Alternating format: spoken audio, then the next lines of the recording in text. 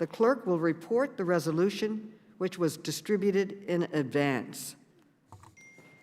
H.R. 4894, the Integrity Committee Transparency Act. Without objection, the bill is considered read and open to amendment at any point. The chair recognizes herself to offer an amendment in the nature of a substitute.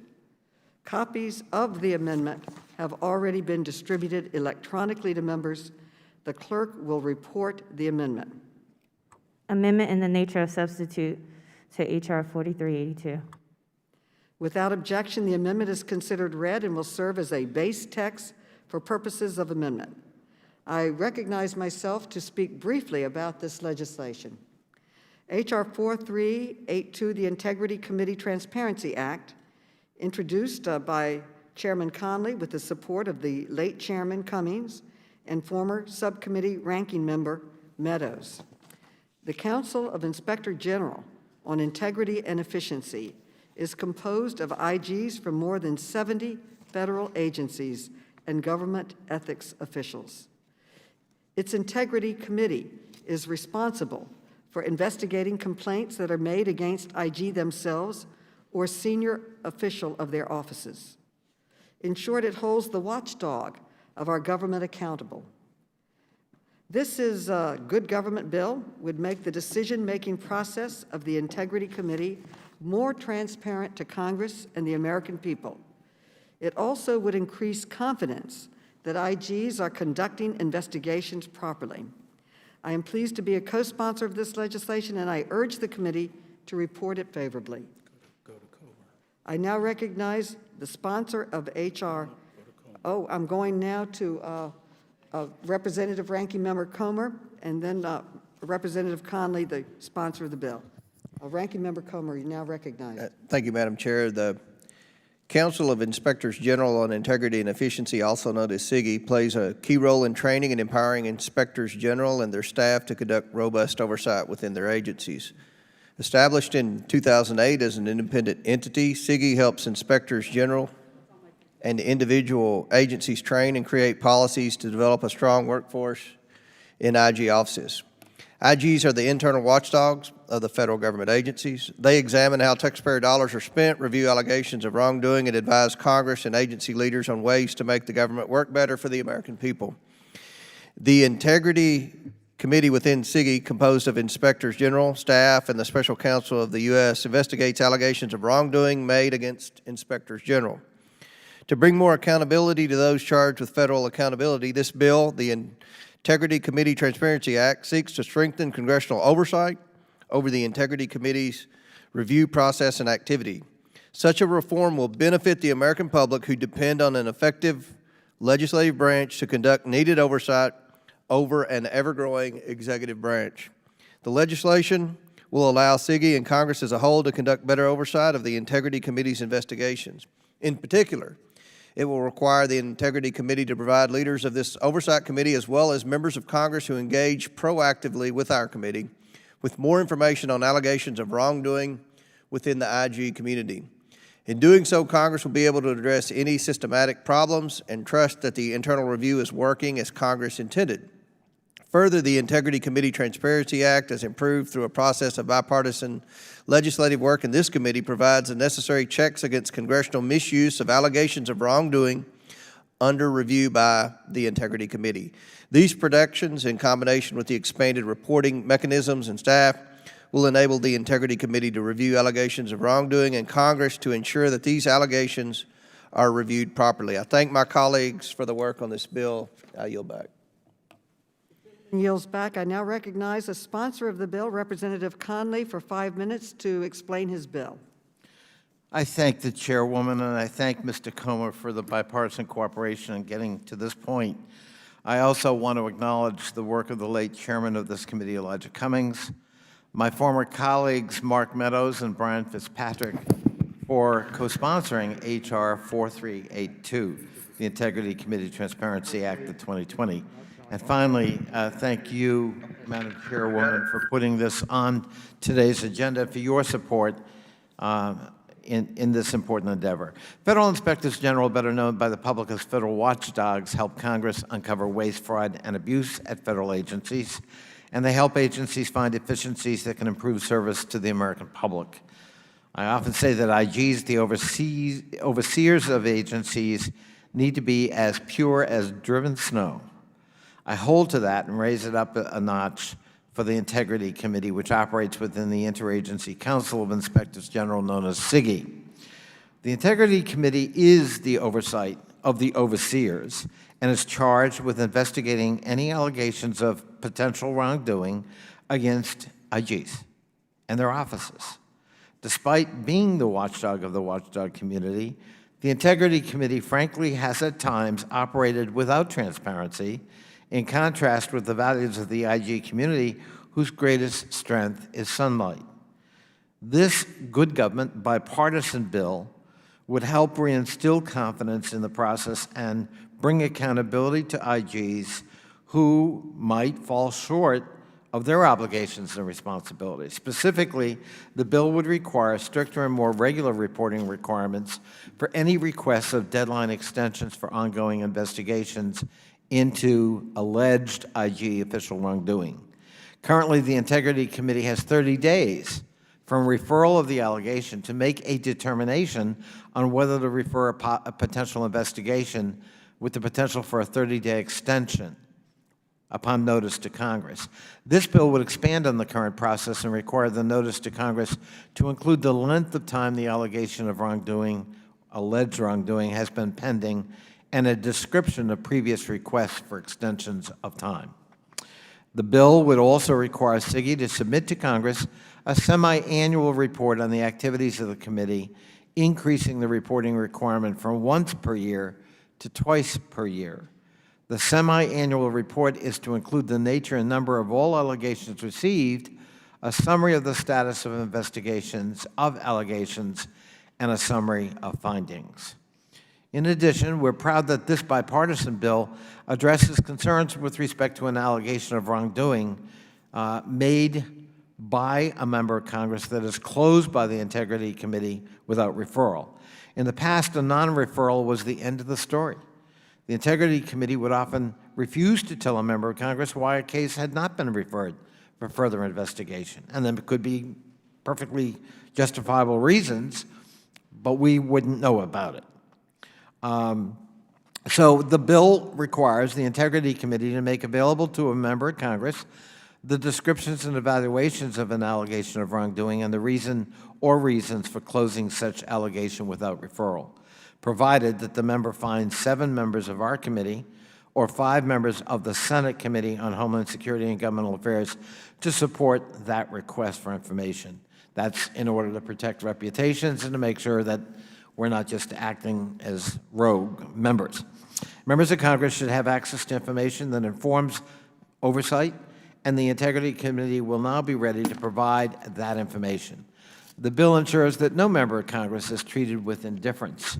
Finally, to further the independence of the Integrity Committee, the bill requires, when practical, the appointment of a former Inspector General to serve as a member of the Integrity Committee. Federal Inspectors General improve agency safety, ensure compliance with established and fair processes and procedures, and work in partnership with SIGI and the Integrity Committee, specifically to improve the IG community itself. I want to again thank you, Madam Chairwoman, and thank you, Mr. Comer, for the bipartisan cooperation on this bill, and I urge its approval by the full committee. And with that, I yield back. Is there further discussion on this bill? There being no further discussion, the question now occurs on adoption of the substitute amendment offered by the Chairwoman. All those in favor shall signify by saying aye. Aye. All those opposed shall signify by saying nay. In the opinion of the chair, the ayes have it, and the amendment in the nature of a substitute is adopted. The question now occurs on ordering the bill reported to the House with a favorable recommendation. Those in favor shall signify by saying aye. Aye. All those opposed shall signify by saying nay. In the opinion of the chairs, the ayes have it. The bill is ordered to be reported favorably to the House. The motion to reconsider is laid on the table. Staff is authorized to make any technical and conforming changes, and And that's it. Madam Chairwoman, did the clerk get that I want to be, oh, okay. Okay, all right, on to the next. Now, pursuant to notice, I call up H.R. 5901, the Technology Modernization Centers of Excellence Program. The clerk will report the resolution, which was distributed electronically in advance. H.R. 5901, the Technology Modernization Center of Excellence Program Act, offered by Mr. Khanna. Without objection, the bill is considered read and open to amendment at any point. The chair recognizes herself to offer an amendment in the nature of a substitute. Copies of the amendment have already been electronically distributed to members. The clerk will report the amendment. Amendment in the nature of a substitute to H.R. 5901. Without objection, the amendment is considered read and will serve as base text for purposes of amendment. I recognize myself to speak briefly about this legislation. The bill before us is the product of excellent bipartisan work by Representative Ro-Khanna and our previous ranking member, Mr. Meadows. The amendment in the nature of a substitute is identical to the legislation by Senators Rob Portman and Maggie Hassan that was reported favorably by the Senate Homeland Security and Government Affairs Committee in July.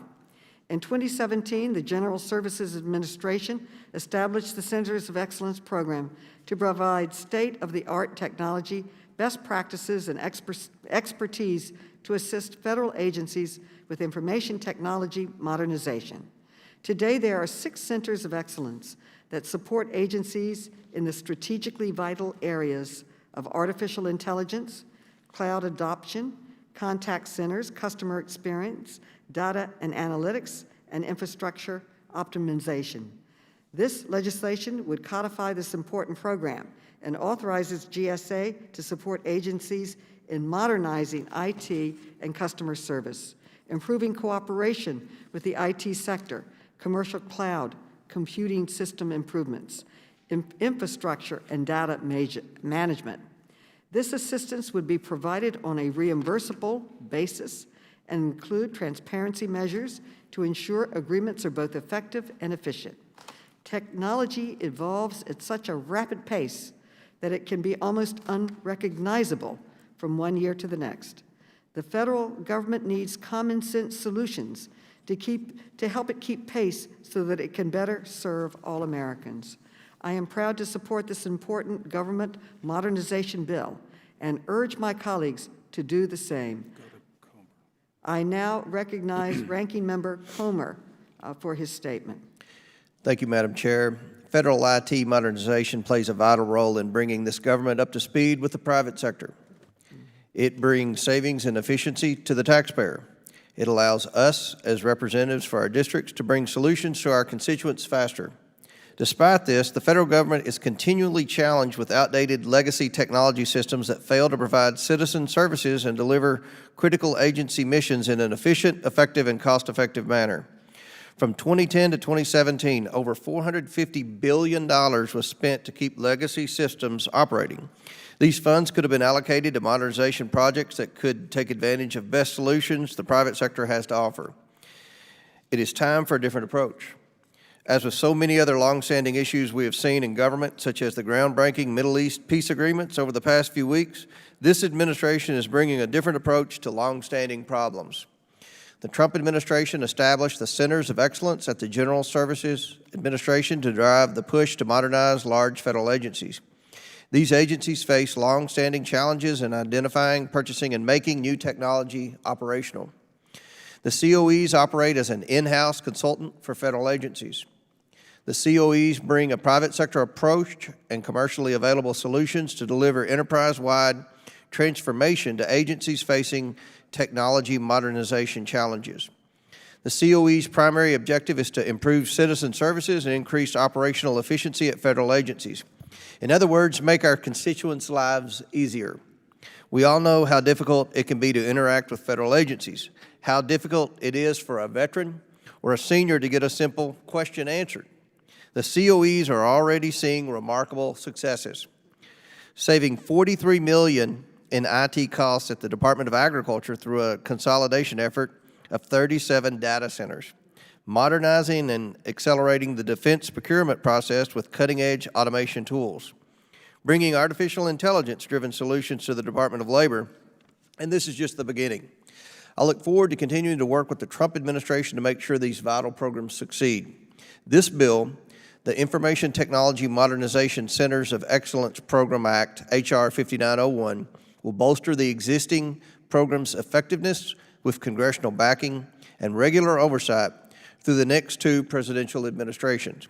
I'm pleased to see this straightforward codification of a promising reform initiative that I hope will finally bring our citizens' government into the 21st century. I appreciate my colleagues' bipartisan and productive work on this bill and encourage support. Thank you, and I yield back. I thank the sponsor of the bill, Representative Khanna, and ask, is there anyone else who would like to speak on this bill or anyone else who seeks recognition? Okay. There being no further discussion, the question now occurs on adoption of the substitute amendment offered by the Chairwoman. All those in favor shall signify by saying aye. Aye. All those opposed shall signify by saying nay. In the opinion of the Chair, the ayes have it, and the amendment in the nature of a substitute is adopted.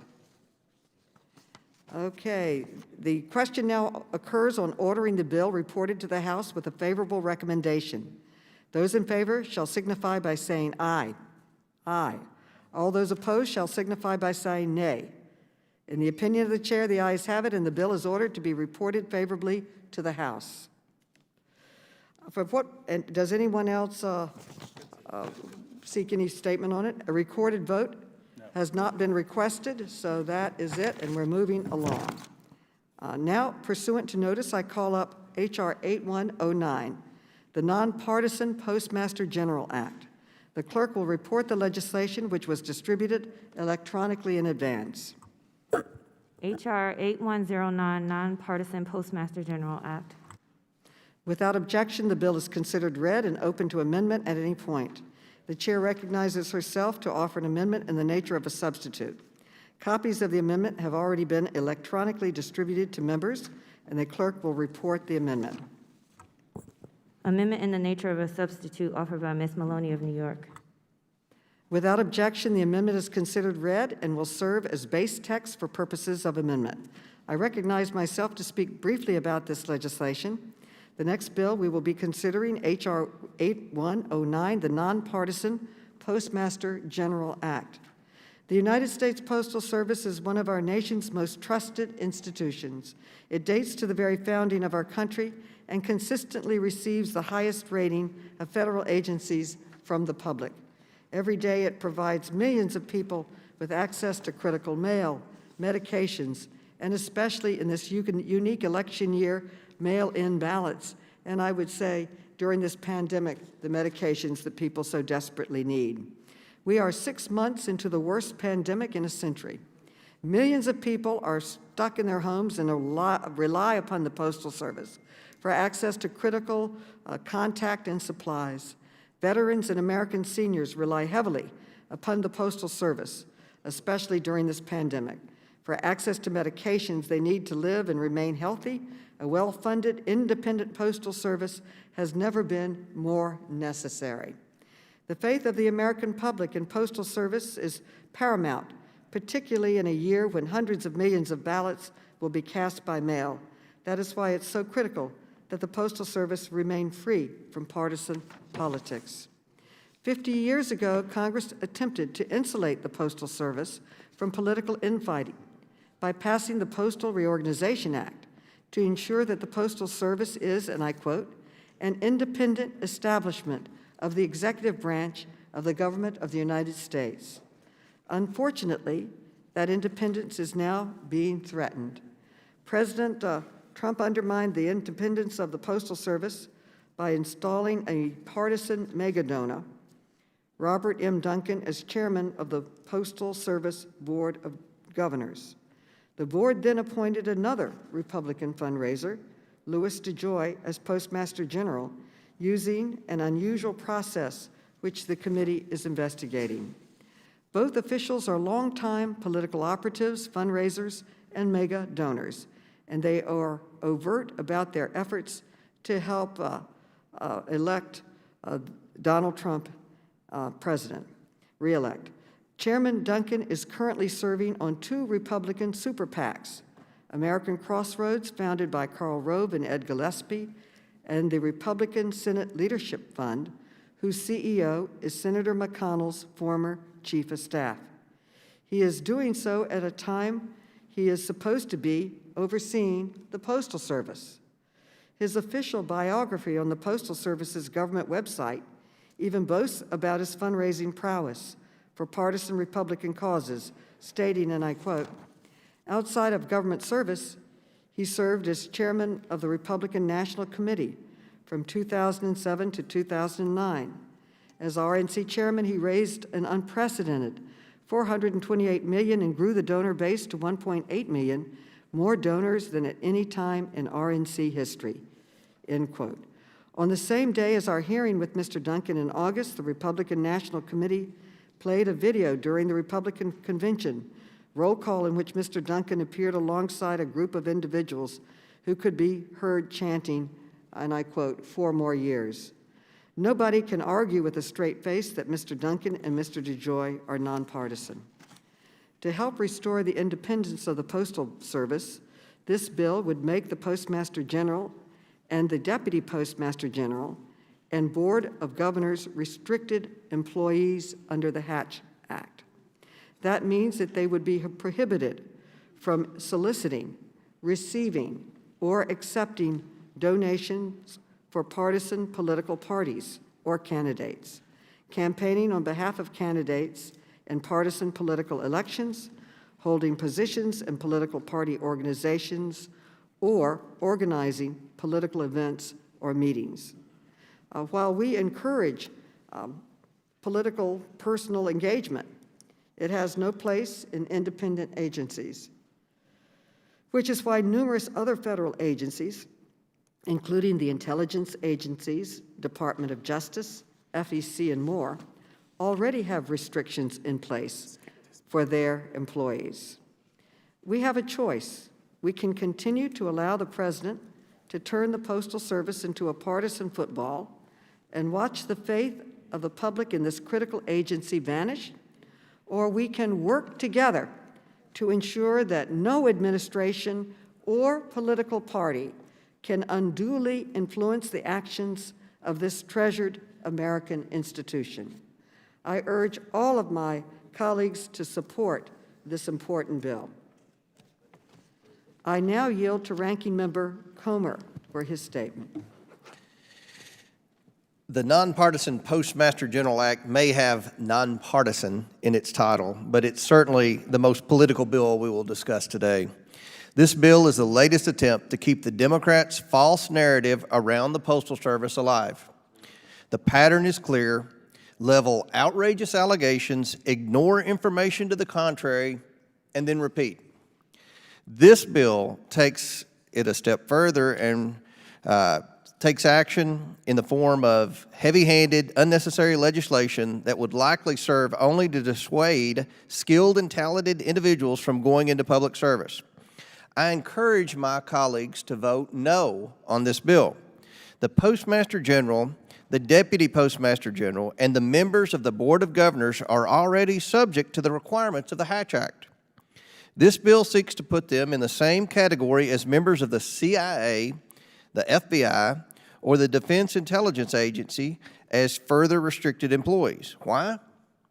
Well, there's an election right around the corner, and we all need our talking points. This legislation is aimed squarely at Louis DeJoy and is intended for the 24-hour news cycle. It effectively assigns guilt to all involved, the Postmaster General and the Board of Governors. The bill also limits the Board of Governors of the Postal Service to only selecting a Postmaster General who has been in no political role for 4 years upon his or her assuming the new position. Just because someone has been a Republican or Democrat and held an elected office should not preclude them from serving their country as a Postmaster General. Taking all the people out of the pool who have served politically in 4 years is simply tying the Board of Governors' hands and likely removes potentially qualified candidates. This bill is not needed, has not been vetted at all, and a knee-jerk reaction to the continuing allegations put forth by the media and the Democrats. The Postal Service is more than capable of handling the 2020 election. Any rhetoric suggesting otherwise improperly undermines Americans' confidence in our electoral system. I urge my colleagues to vote no on this resolution. I yield back. The gentleman yields back. Congresswoman Lawrence is now recognized.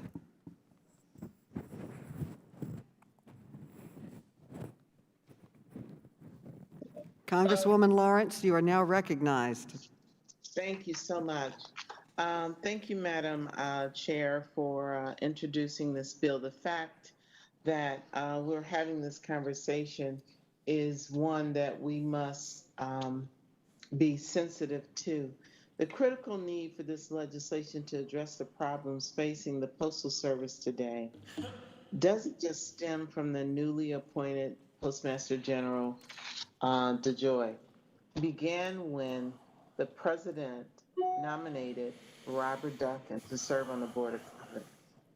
His official resume, as you stated, reflects that part of his qualifications is that he was the chairman of the Republican Convention. The Postal Service has a long history of being nonpartisan. And as I stated before, my job was for the state of Michigan to train every employee that wanted to work for the Postal Service. So here we are in a major state, and every time a person came in to take their oath of office, they were trained, and repeatedly they stated that they understood the Hatch Act. I know for a fact that when we began this issue about, yes, there's a little thing called the election around the corner, there's a president that has used every method that he can think of outside of a real election process to stack the deck. But that's not about today. This is about and our job here as the Oversight Committee is to ensure our government operates efficiently, that it is not a political tool, that we can ensure that our government is reflective of all people. It does not have a preference toward one party or the other, that we are doing our job. And I feel this bill does that. It ensures that our Postal Service, which is the only federal agency in this country that touches every single home in America, 6 days a week. And we depend on it for so many reasons that we have articulated in previous debates. So my agreement to support this is because I believe firmly that the Postal Service should not be used as a tool. And if we eliminate this partisan preference that's being placed on the Postal Service right now in this leadership, then we will achieve our goal here as a committee. I want to tell you that the nearly 600,000 postal employees who are employed right now in this state take an oath of office to adhere to the Hatch Act, and our leadership in the Postal Service should have the same restrictions. I urge my colleagues to support this legislation and send a strong message that the Postal Service is not to be used as a political weapon. We must ensure that the Postmaster General is nominated for their knowledge and experience, not the amount of money that was donated through a political party. I thank you, and I yield back.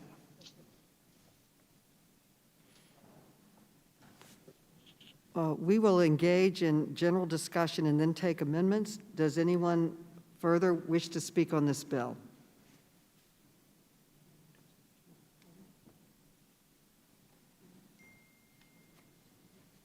Okay.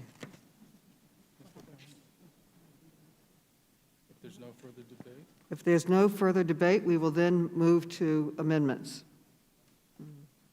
Recognize comment. Recognize comment? Madam Chairwoman, Yes. I have an amendment at the desk. The clerk will report the amendment.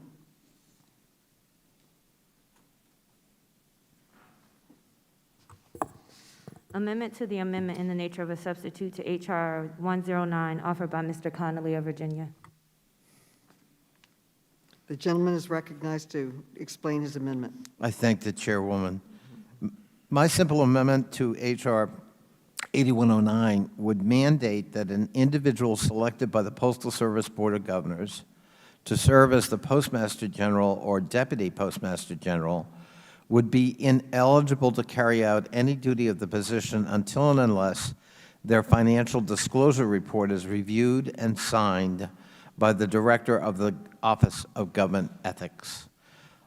Just this week, our subcommittee had a hearing where the Bush ethics czar, the Bush White House ethics czar, Richard Painter, testified that the Postal Service, on the Postal Service, the current Postmaster General's financial holdings could constitute serious conflicts of interest and pose a grave risk, including legal risk. Despite his clear financial and political conflicts of interest, ethics officials and the Board of Governors at the Postal Service approved Mr. DeJoy's appointment, which allows the Postmaster General to keep between $30 and $75 million in investments with XPO Logistics, a company that competes with and relies on contracts from the Postal Service. Those same ethics officials, who are Mr. DeJoy's employees, have yet to release Mr. DeJoy's ethics agreements, prohibiting the American people from understanding the full extent of the Postmaster General's financial holdings and potential conflicts of interest. Postmaster General is a unique position in the federal government. He or she leads one of the largest federal agencies designed to run like a quasi-governmental entity. Indeed, previously, the Postmaster General was a member of the cabinet when it was a strictly governmental entity. And of course, under today's rules, if that were still abiding, he or she would be subject to a thorough review of their finances and background checks before being confirmed by the U.S. Senate. It's a novel leadership position currently in the federal government, and that's why I think there is a gap in the review of the finances and ethics of this position. So this amendment, moving forward, would require future Postmasters General and Deputy Postmasters General to submit their financial disclosures and to have the Office of Government Ethics review it so that we know in advance if there are going to be problems instead of after the fact. And I yield back my time. Is there further debate on the amendment? Does anyone wish to be recognized on this amendment? Madam Chair. No one on your side? Okay. Subcommittee Chairman Raskin is now recognized. Madam Chair, thank you very much. I want to rise in very strong favor of Mr. Connolly's amendment, and I commend him for introducing it. I think the country has been scandalized to find out that the Postmaster General owns tens of millions of dollars of interest in a company that is a private contractor with the Post Office. That would be like the Secretary of Defense owning tens of millions of dollars in private defense contractors getting contracts from the Pentagon. And we need to make sure that all of the ethical requirements that apply to members of the cabinet apply also to the Postmaster General. We've seen a tremendous degradation of public ethics in this process, and this amendment, I think, strengthens an already excellent bill. The core of the bill, as I understand it, Madam Chair, is to make sure that Hatch Act-style restrictions apply not just to letter carriers and mail handlers, but also to the Postmaster General and the Deputy Postmaster General, so that the Post Office is a truly nonpartisan entity that serves all of the American people. And Mr. Connolly's amendment further bolsters this purpose, and I thank him for introducing it, and I hope that everybody votes for it. I yield back. I thank my The gentleman yields back. Does anyone else seek recognition? I recognize myself for 5 minutes. I want to thank my friend Representative Connolly for offering this amendment. This amendment further strengthens my bill by preventing anyone selected to be Postmaster General or Deputy Postmaster General from taking office until they submit the required divestment and ethics report, and it's reviewed and certified by the Office of Government Ethics, a step that is already required of the Board of Governors. This common sense amendment is supported by the former director of the Office of Government Ethics, Walter Schwab, and will help ensure that the Postmaster General and Deputy Postmaster General are beholden to no one but the American people. Again, I thank my friend Representative Conley for his hard work on this issue and for being a strong partner in the fight to protect the longevity and independence of the Postal Service, and I now yield back. I thank the Chairwoman. If there is no further discussion, the question now occurs on the amendment offered by the gentleman from Virginia. All those in favor, say aye. All those Aye. Great. Remote members may unmute themselves to vote, but will be muted afterwards. All those opposed, say no. No. In the opinion of the chair, the ayes have it. And the amendment, and we are moving forward. Okay? It's adopted. The amendment is adopted. All right. Does anyone else wish to offer an amendment? Madam Chair, I have an amendment at the desk that, for Representative Fox that I would like to introduce. Okay, the clerk will report. Thanks.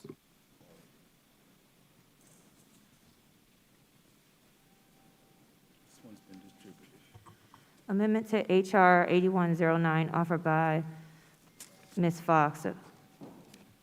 Okay, without objection, the reading of the amendment is dispensed with, and the gentleman is recognized to explain the amendment.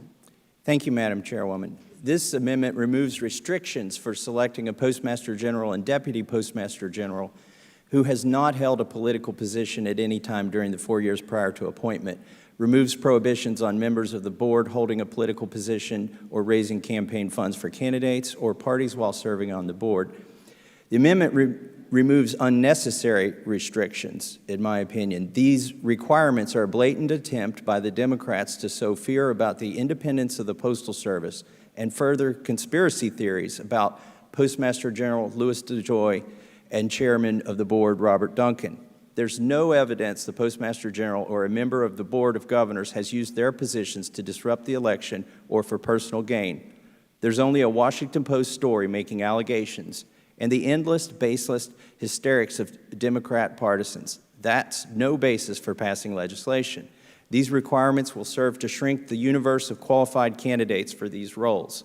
For instance, James Farley was Postmaster General under FDR, while simultaneously serving as the chairman of the Democratic National Committee. He had also been a previous office holder in New York, fought for African American rights, and was FDR's campaign manager. That's right, FDR took his campaign manager and made him the Postmaster General. And simultaneously, he was the chair of the Democratic Party, not just federally, but in New York as well. And moreover, it seems that he performed a superb job as Postmaster General, helping the Postal Service turn a profit, gee, wouldn't that be nice, and revolutionizing airmail. I guess the Democrats also wanted him to serve as Postmaster General today. What a shame. Would they have said the same thing about our first Postmaster General, Benjamin Franklin? I guess he was just too political. And with that, I yield back. To be recognized. Representative Raskin, you are now recognized. Thank you, Madam Chair. I appreciate the spirit of the amendment, but I think it sweeps way too far. There's no problem that Benjamin Franklin was the Postmaster General who'd also served in the Pennsylvania legislature, because that was before he became Postmaster General. He didn't use the post office itself as an instrument for partisan purposes. And, the invocation of James Farley is curious because I suppose the author of the statement is aware that that was before the reform of the Post Office and before the Hatch Act. I don't think she's suggesting we rewind the clock to allow the Post Office to be a center of political patronage and political electioneering. I mean, certainly that would sell out the whole legacy of the Republican Party, which was arguing for a government that was devoid of partisan exploitation. I think that there's a little piece of her amendment which I like, and I think I will offer in my amendment now, if I could, Madam Chair, that will capture that and perhaps explain my understanding of the whole project. But in any event, the idea that we would go back to the time of James Farley and allow the Post Office to be a center of political patronage and party operations just seems wrong to me and completely inconsistent with the whole evolution of the Post Office and the bipartisan commitment to making sure that the Post Office is a nonpartisan entity. So I would yield back, and I will be offering an amendment. Would my friend yield? Yes, by all means. I thank my friend from Maryland. To listen to Mr. Massey in propounding the rationale for Ms. Fox's amendment, one would never know that Congress has actually legislated in this realm. Congress, by law, said that we're going to reorganize the Postal Service and we're going to depoliticize it. In part because, though he did a good job, there was real discomfort on both sides of the aisle about a Jim Farley model. We wanted to professionalize, not politicize, the leadership of the Postal Service. In fact, if you really want to go back, I would say to my friend from Kentucky, you know, every postmaster in the country was actually subject to a political appointment. Do we want to go back to that? Do you really want the spoils system at work? I don't think the American people want that. We don't want that. The gentleman also fails to remind us that the last three postmasters general were all professionals who worked their way up the rank. John Potter, Mr. Donahue, and of course, Megan Brennan. Mr. DeJoy represents a sharp departure from 30 years of practice, consistent with the will of Congress by law in the Postal Reorganization Act. And so we can't operate like there is no history and there is no context. We've come a long way from the days of Jim Farley, who was a cabinet member because the Postal Service was a government agency. Mr. Conley, could I reclaim my time only to ask you a question, because you really are the undisputed expert on the history of this. Right now, I understand the Post Office is the single most popular federal entity in the country. It may be one of the most popular entities in the country. I think its approval ratings are more than 90%. Does it have something to do with the excellent legislative progress we've made in turning the Post Office into a nonpartisan instrument of the public good? I think that's an absolute correct conclusion. If you ask the American people what's your approval of government in general, it's 17%, 1-7. The latest Pew poll shows that during the pandemic, the approval of the Postal Service has shot up. It was 74%, it's now 91%. And in part that's because Republicans as well as Democrats do not see it as a partisan entity. They see it as a service, not a business, a service to every household and business in America that conducts itself in a non-political, non-partisan way, and we want to keep it that way. I thank my friend for yielding. And I yield back to you, Madam Chair. Okay. Does anyone else seek to be recognized? Madam Chair. Representative Raskin. Mm-hmm. I move to strike the last word, and I have an amendment at the desk. Oh, is it not there yet? Okay. Okay, right now that there seems to be no other questions on this, I will say that I agree with some parts of the gentleman's amendment. I do not think that the bill should prevent anyone who has held a political position in the last 4 years from being hired as Postmaster General or Deputy Postmaster General. That would be limiting people's constitutional rights to have particular positions, and there have been court decisions in that area. But his amendment is too broad in other areas, so I am going to be, I do not support it. The question now occurs on the amendment offered by the gentleman, Congressman Massey. All those in favor say aye. Aye. All those opposed say no. No. No. Okay, in the opinion of the chairs, the noes have it, and the amendment is not adopted. Okay. And then is there another amendment for discussion? Madam Chair. Representative Raskin, you are recognized for your amendment. Thank you. And I have an amendment at the desk, which I hope has been distributed to all of our colleagues also electronically. The last amendment. The clerk will report the amendment. Amendment to the amendment in the nature of a substitute to H.R. 8109, offered by Mr. Raskin of Maryland. Without objection, the reading of the amendment is dispensed with. So, Madam Chair, I just want to take a second to commend you on your leadership in bringing this legislation forward, the Nonpartisan Postmaster General Act.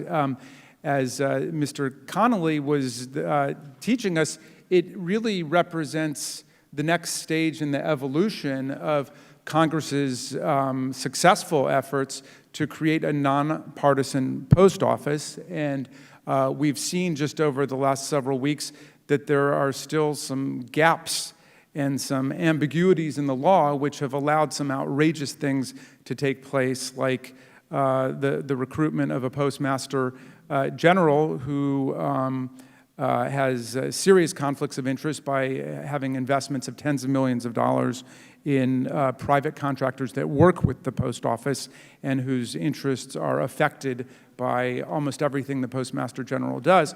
Also, we've seen continuing political activity by the Postmaster General and by members of the Postal Board of Governors. Now, as Mr. Connolly points out, this is a departure from the practice of the last several decades. It's unfortunate that we need to codify it, but we do need to codify it. And the core of what I take you to be doing, Madam Chair, is to say that Hatch Act-style restrictions on the political activities of the Postmaster General, the Deputy Postmaster General, and the Postal Board of Governors should apply.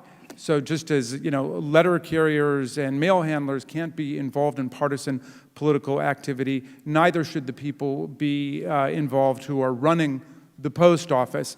The part that I would trim away in this amendment is the part which says that they cannot have been involved in partisan politics in the years, I think it's 4 or 5 years prior to their appointment. They can't have served in public office or run for public office.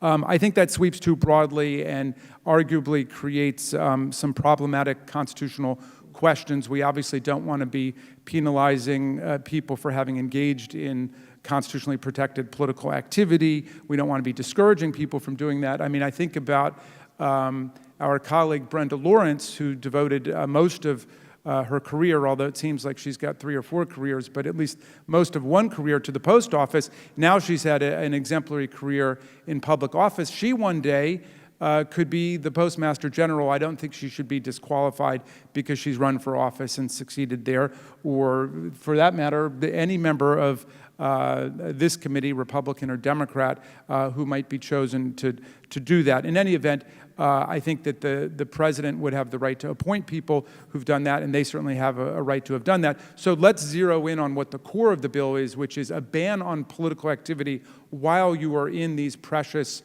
public offices servicing the public good. I think that's something that both sides of the aisle can agree to, and so I would take that portion of Ms. Fox's amendment advanced by Mr. Massey to say, okay, fine, let's say that this would not be an impediment to serving in this position if you've held public office in the past. But going forward, we will maintain the nonpartisan political purity of the post office. That's the purposes of this amendment, and I return to you, Madam Chair, for the wisdom of the committee to consider. Does anyone else wish to be recognized on this amendment? Mr. Comer is now recognized. Would the gentleman yield to a question? Yes, by all means. I'm curious, would this amendment ban any political activity or punish any members of Congress who attempt to fundraise off the Postal Service or use the Postal Service's logo in any digital advertising requesting campaign donations? No, it's not a Federal Election Campaign Act, campaign finance law, nor is it a question of intellectual property. This just governs who gets appointed, removing any past electoral activity as an impediment to that, and then guaranteeing that going forward, people who serve in these offices cannot engage in political activity. Yeah. Thank you. That's something that perhaps we should consider moving forward when we're discussing bills like this, activities that members of Congress would use in trying to politicize for campaign donations, anything relevant to the Postal Service. But that's just a thought. Madam Chair, I yield back. Is there any other discussion on this bill? Okay. I now recognize myself, and I want to thank my good friend Jamie Raskin for his insights, and he has been a professor in constitutional law. And I want this bill to get as much support as possible as it moves forward. I want both Democrats and Republicans to support it if that is possible. And if this amendment increases the amount of support we get on this committee and on the floor or in the Senate, I am open to it. I support it. And for all of these other reasons, I support the gentleman's amendment. And now the question occurs on the amendment offered by the gentleman from Maryland. All those in favor say aye. Aye. Aye. All those opposed say no. In the opinion of the chair, the ayes have it. Okay. And we're moving on to the next amendment. Is there any other amendments to be considered on this bill? Madam Chairwoman, I have an amendment at the desk. The clerk will report the amendment.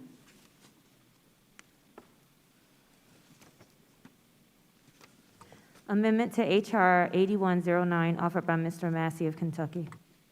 Without objection, the reading of the amendment is dispensed with, and the gentleman is recognized to speak and explain his amendment. Thank you, Madam Chairwoman. I have a series of 3 amendments now today to mitigate the concerns of millions of Americans that vote by mail poses a great threat to our republic. Democrats continue to push universal vote by mail. Universal vote by mail would probably be the end of our republic as we know it. If Democrats are willing to support the Nonpartisan Postmaster General Act, then they should support these amendments drafted to ensure a nonpartisan postal service as well. Punishing bad actors for compromising the integrity of our elections should be a nonpartisan issue. So my first amendment seeks to ensure that no organized labor action taken by USPS employees to slow mail processing will be tolerated. This amendment gives the Postmaster General the authority to terminate any employee engaged in refusal to work that would slow the delivery of mailed ballots or otherwise compromise a federal election. The authority sunsets on January 6, 2021, the day that Congress will finalize the Electoral College count. This is a common-sense amendment designed to safeguard every American's right to vote. Although we've suspended reading of the amendment, I'd like to read the relevant portion so that we know specifically what is covered under this amendment.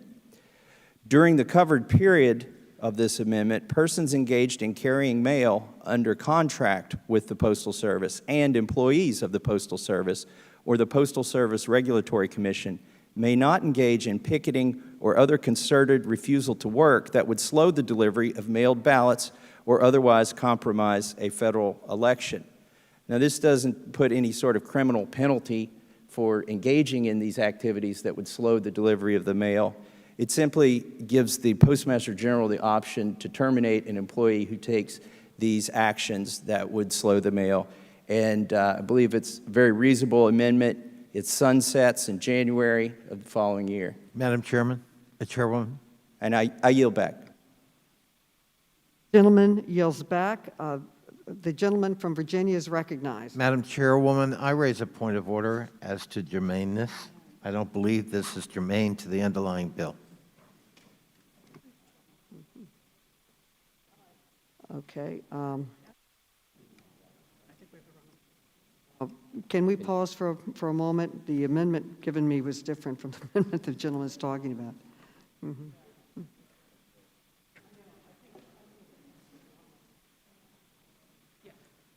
Pardon me?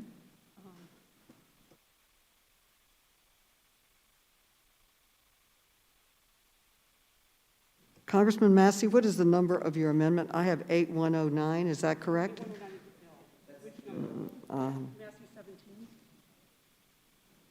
We have Massey 17. 16, yeah, that would be a problem, because we were looking at 17.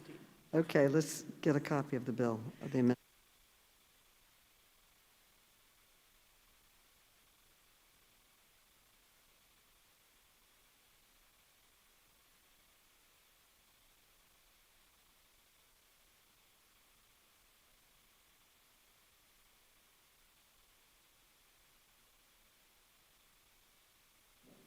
We need to get copies of Massey 16. Massey 17 was distributed, so we need to distribute Massey 16. And the clerk will report will the clerk report Massey 16? Amendment to H.R. 8109, offered by Mr. Massey of Kentucky. Without objection, the reading of the amendment is dispensed with. He has. Sure that we have the right one. We have had Mr. Massey speak. Does anyone else speak to be recognized? This This is it. is 16, that's 17. Madam Chairwoman, just a procedural question. I raised a point of order. Should we not wait for a ruling before we continue with discussion? No, you raise a point of order, just We can, are you raising, we had the wrong amendment. This is Massey 16. Are you raising a germane issue with Massey 16? I reserve the point of order, Madam Chairwoman. Okay.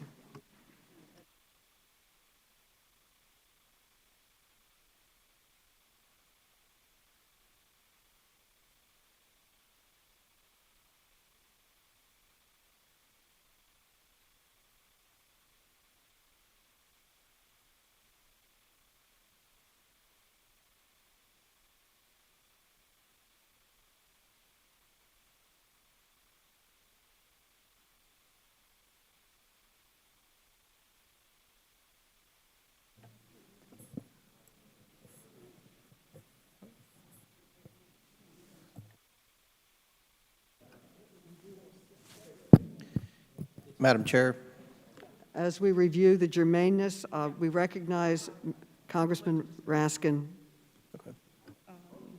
we can, would someone like to discuss? You want to be recognized first? Madam Chair, but I moved to strike the last word. I was rising to respond to Massey Amendment 16. Is that appropriate now? Okay. Okay, is it germane? So the right to picket was established in 1941 in a Supreme Court decision called Thornhill versus Alabama. Picketing is core First Amendment expression. This amendment treats picketing as a form of concerted refusal to work. There are lots of people who picket on their own time who are not refusing to work. So that's just a fundamental confusion that I think is at the base of this amendment. If you wanted to target the concerted refusal to work rather than picketing, which is honest First Amendment expression, that raises a different kettle of fish, I think. Of course, it implicates lots of collective bargaining agreements across the country.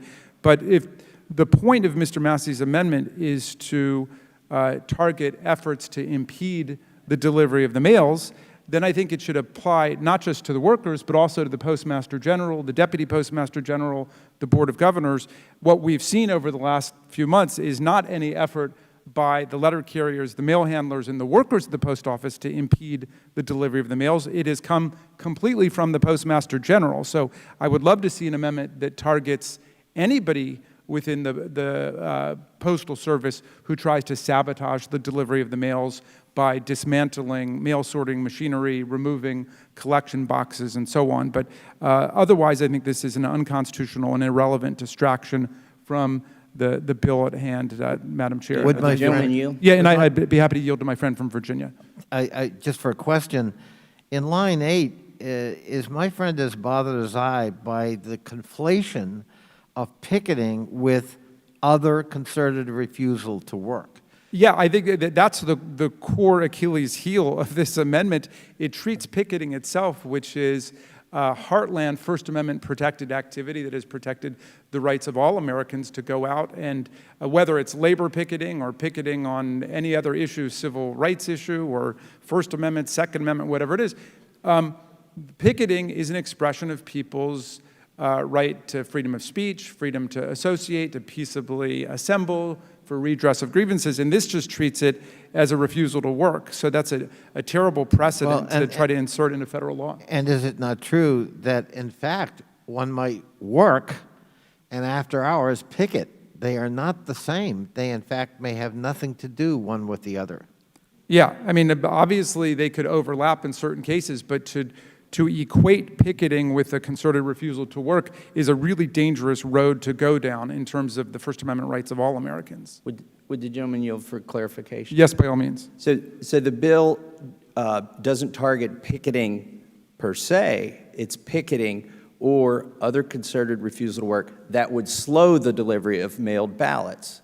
It doesn't take away the right to picket, only if it's intended to slow the delivery of mailed ballots. Well, that's not the way I read the grammar of your sentence. It says may not engage in picketing or other concerted refusal to work that would slow the delivery of mailed ballots. So in any event, even if you got rid of picketing and protected Americans' right to picket here, I just have a problem of trying to lay the blame, at least implicitly, on everything that's been happening on workers. I've not seen that there have been any labor slowdowns that have caused problems over the last few months. What we've seen is sabotage from the top. And so if you have an amendment dealing with that, obviously it's a lot easier to try to sway the election if you're the Postmaster General than if you're one letter carrier. So let's make sure it applies to everybody. The gentleman yields Yield back. back. Is there a further discussion on this? But I would like to say that Madam Chair. our Congressman Comer. Madam Chair, I'm shocked that you would rule that this amendment was not germane, considering all the emphasis that the Democrats have put on the post office over the last few weeks and their great concern over a potential sabotage of the ballots by the Postmaster General or by the President, that you wouldn't want this amendment not only to be voted on, but to become law. Because let's just think about scenarios. Mr. Raskin's been very good at throwing out scenarios. Let's say that with many of the states having election laws, very liberal election laws with respect to ballots, that they don't have to be postmarked or they don't have to be received for several days after the election. Let's just say that there's a scenario in a state like Florida or Pennsylvania where the election, or any swing state, the presidential race is down to a few hundred, a few thousand votes, and that particular state isn't real clear on when the ballots have to be received by the clerks or the Secretary of State. And a post office, a very important post office or a mail sorting facility, they decide to picket. Does that extend the election even longer? I mean, we have concerns about these absentee ballots not arriving on time. The Postmaster General just sat there and said he was going to treat ballots like first-class mail, not first-class mail, but priority mail. He said that. So it seems to me the Postmaster General is sincere in trying to ensure that the ballots get there.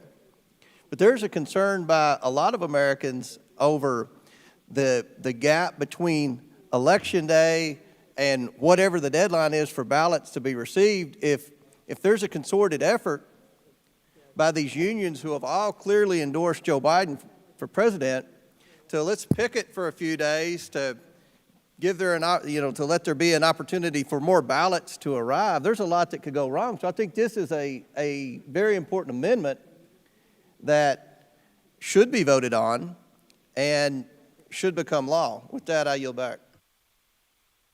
The gentleman yields back. Does anyone else wish to be heard on this amendment? Okay, the question now occurs on the amendment offered by the gentleman.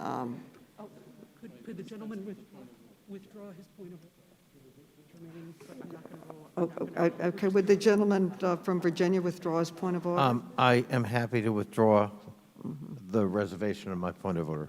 I am not supporting this amendment. It's extremely broad out of the scope of what we were looking at, and I want to be affiliated with the comments of my colleagues, Mr. Conley and Mr. Raskin, in their opposition on the basis of freedom of speech. Picketing is not refusal to work. It's a protected right under the Constitution. So I am urging a no vote on this amendment. The question now occurs on the amendment offered by the gentleman, Mr. Massey. All those in favor say aye. Aye.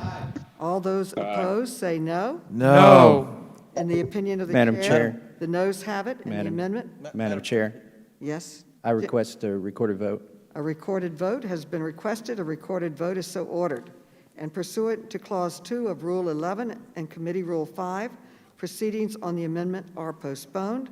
Is there any further amendments for discussion today on this bill? Madam Chair, I have another amendment at the desk, Massey 17.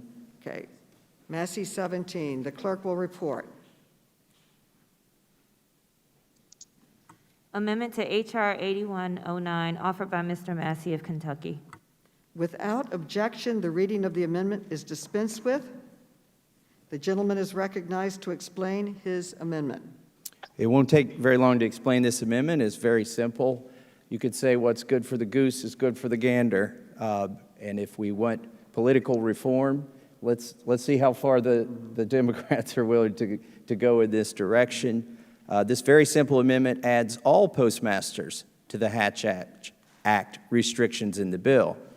If Democrats are willing to support a nonpartisan Postmaster General Act, then I would hope they would have no objections to a nonpartisan Postmaster Act. So this basically broadens the scope of the bill to include all postmasters, not just the Postmaster General. Currently, postmasters may not engage in political activities between the hours of 9 and 5. The amendment adds them, just like it does the Postmaster General and the Deputy Postmaster General, to the further restricted employees category of the Hatch Act. And so with that, I would yield back. Could I ask a question, my friend? Yes, Mr. Conley. How many postmasters are there?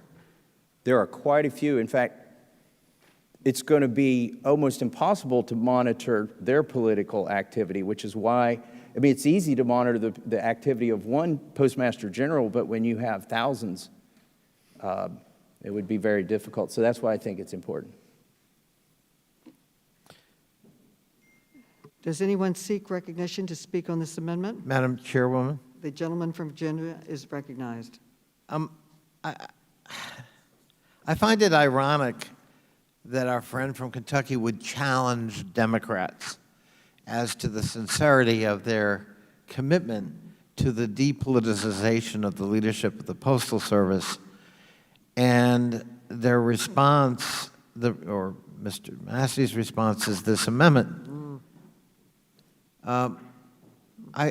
I guess I didn't hear the outcry about the use of the Rose Garden at the White House for a political convention speech.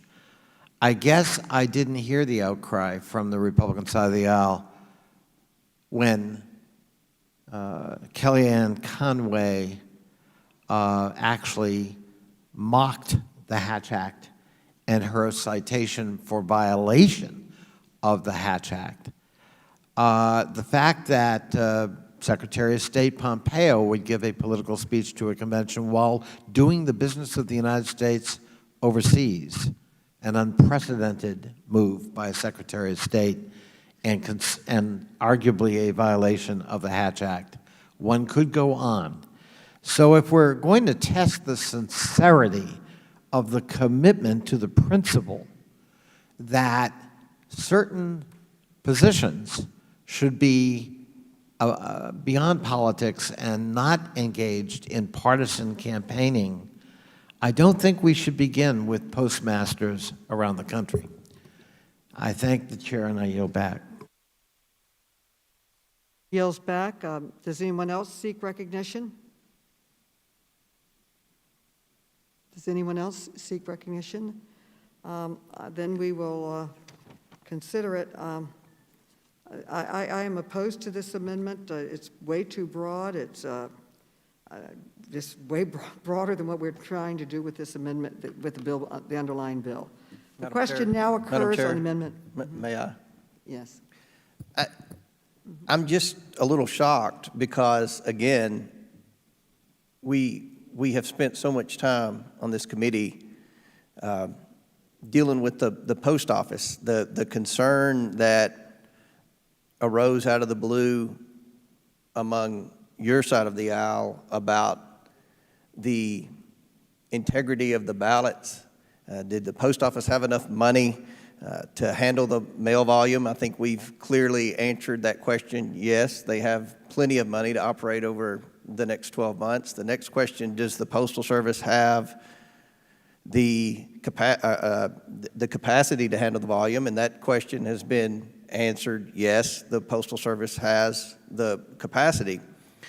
But now the issue seems to have evolved on your side of the aisle to the politicization of the Postmaster General when we're trying to offer amendments to make sure there indeed is no politics involved in getting these ballots delivered, to make sure that postal employees don't go on strike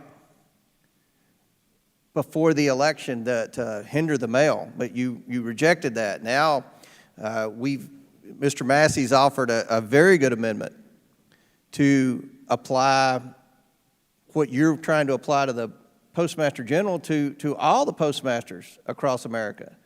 But yet you're against it. And it begs the question, are you sincere about your concern about the Postal Service, or is it about politics and embarrassing the president?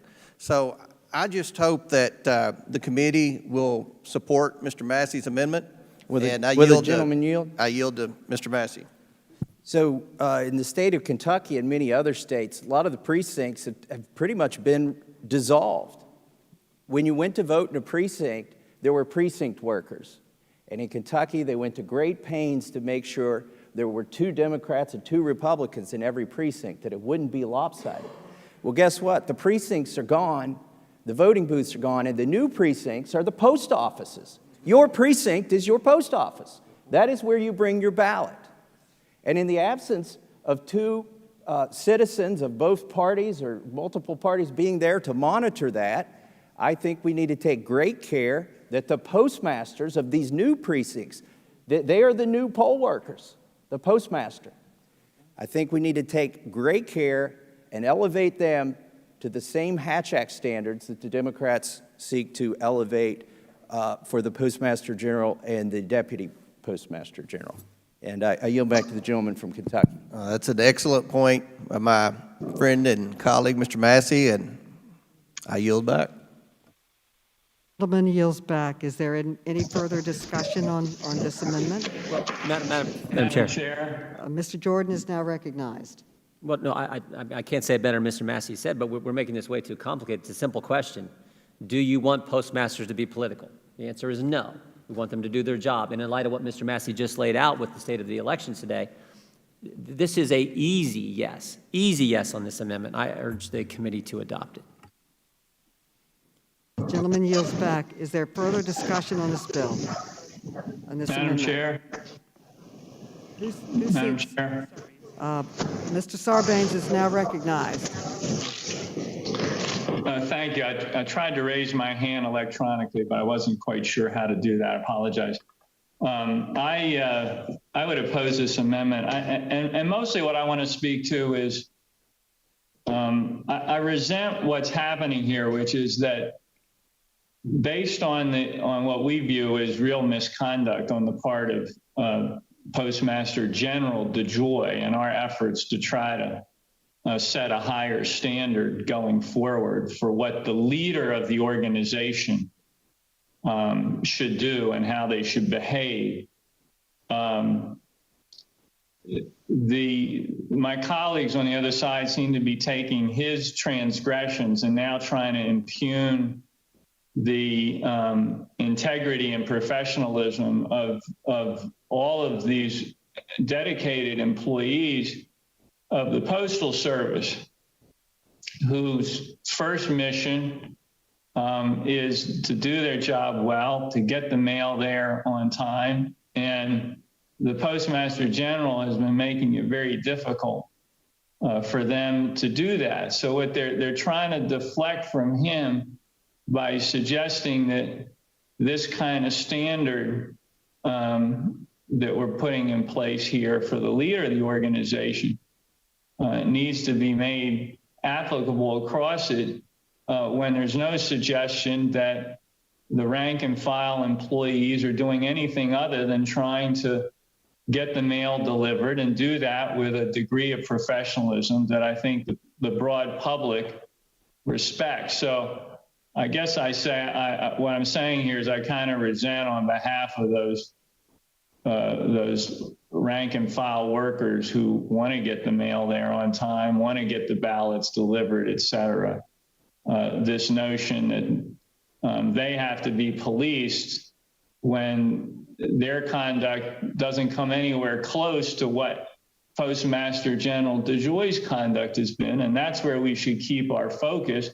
He's the leader of the organization. He should set a high standard of ethics and accountability.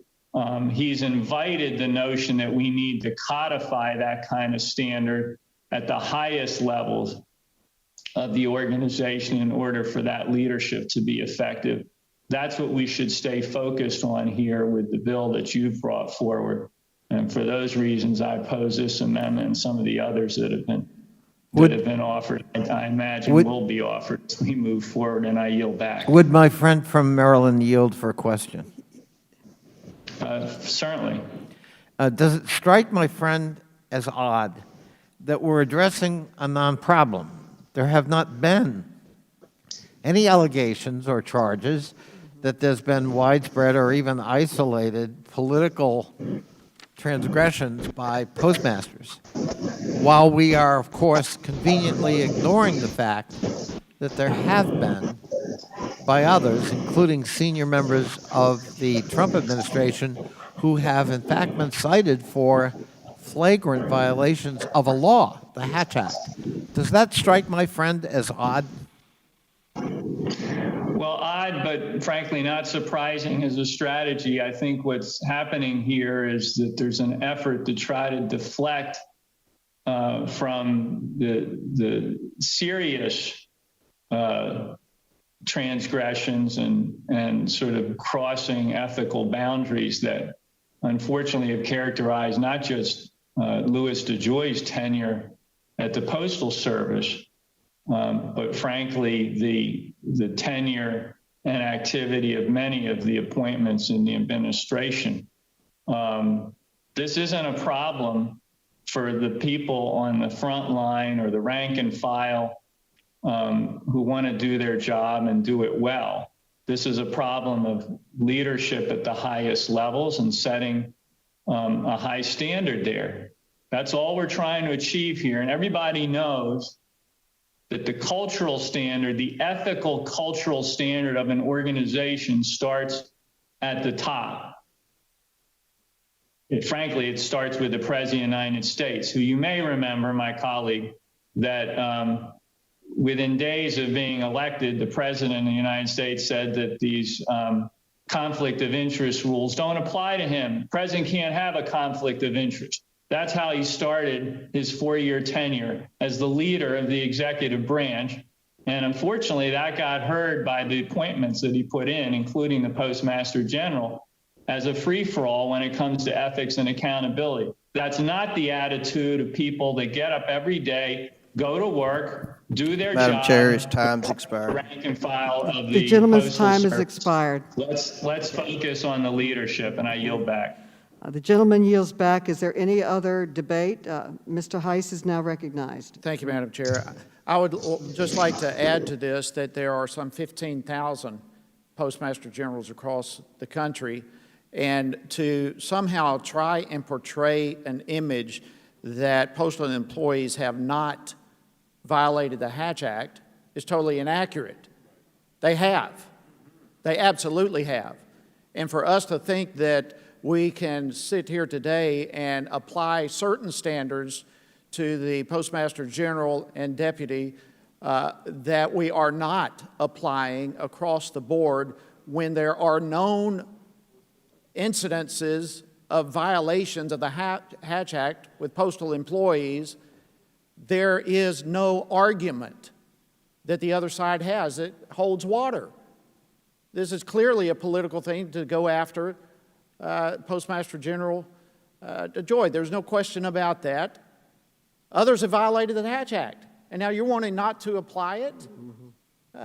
This is just a further display of political malpractice, quite frankly. So in fact, I have an amendment later that I'll present that'll go further into this, but it's nonsense to think that postal workers across the country have been innocent in terms of not violating the Hatch Act. That is inaccurate, and I would strike the last word in that regard, and I yield back. The gentleman yields back. Is there any other further comments on this bill? The chair recognizes herself. I am opposed to this amendment. It is far broader than the scope of our bill.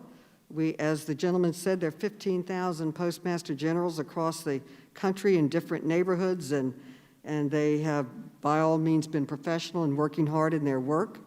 The attention to the post office came to the Democrats from the people of America, who started calling us and reporting to this committee and to us individually that the post office boxes were being picked up, that the sorting machines were being taken and thrown into the garbage cans that can process 30,000 pieces of mail in an hour.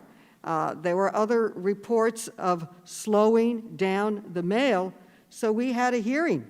And my dear friends and colleagues across the aisle called it a joke. They said it was a hoax, that it wasn't true.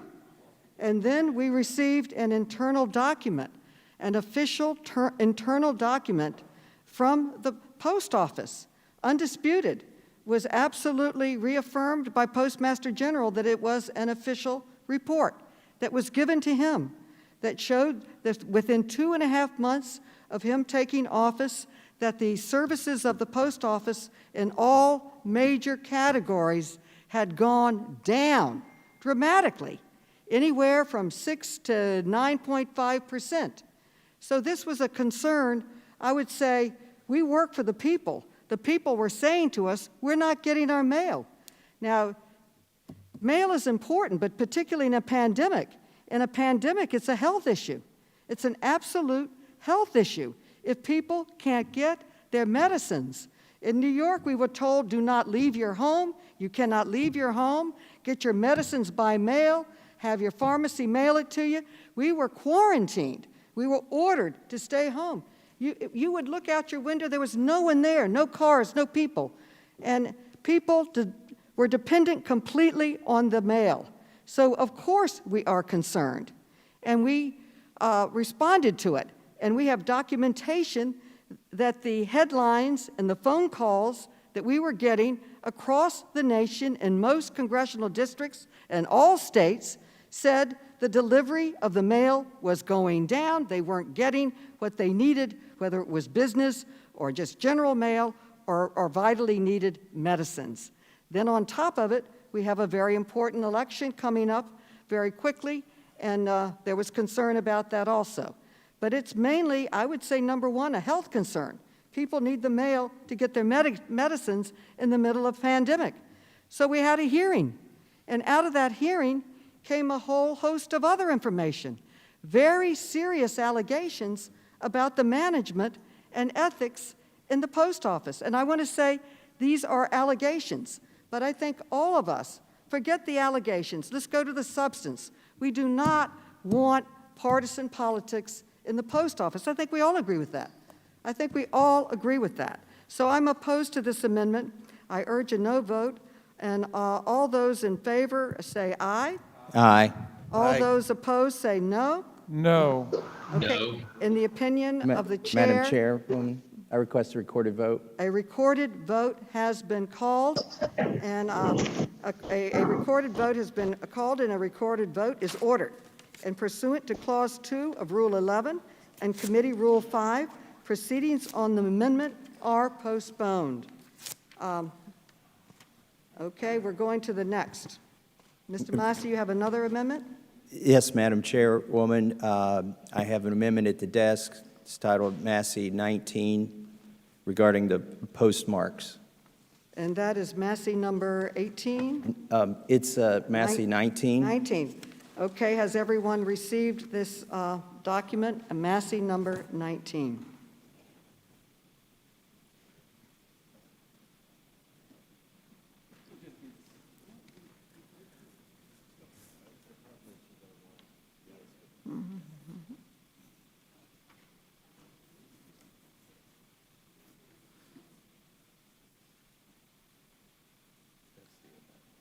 Okay.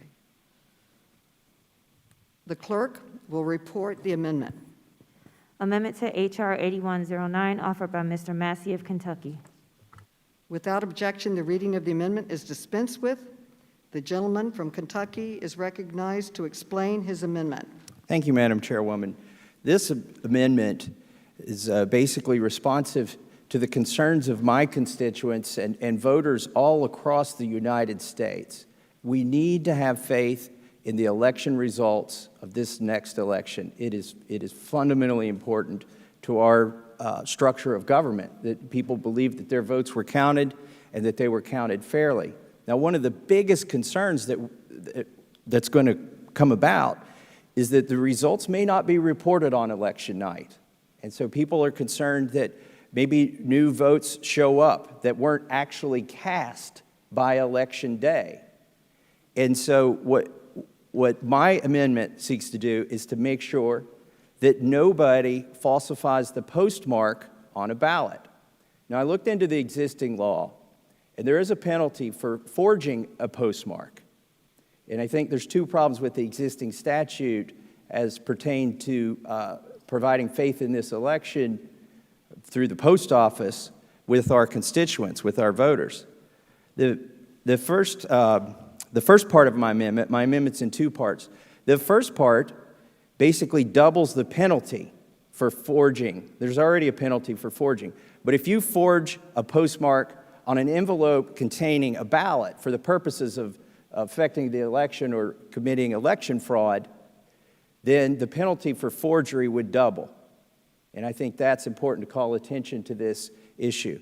Now, the other problem with the existing law, or the main problem with the existing law, is would it be a forgery? And I don't think the law covers this, actually. I don't think it is a forgery.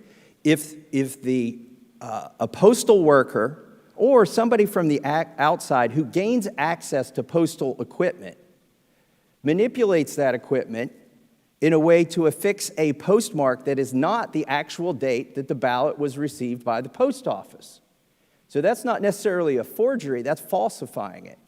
So what my amendment further seeks to do is to create a penalty, and I'll read this: whoever with the intent to falsify the date on which a postmark was applies to a mail ballot described in subsection A2, a genuine postmark, not a forged postmark, but a genuine postmark that bears the date other than the date on which such postmark was applied, shall be subject to the penalty set forth in such section.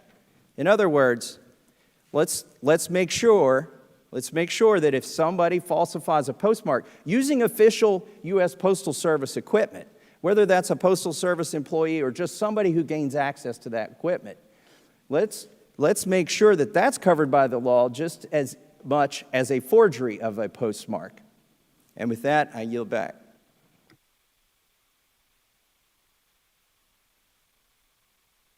The gentleman yields back.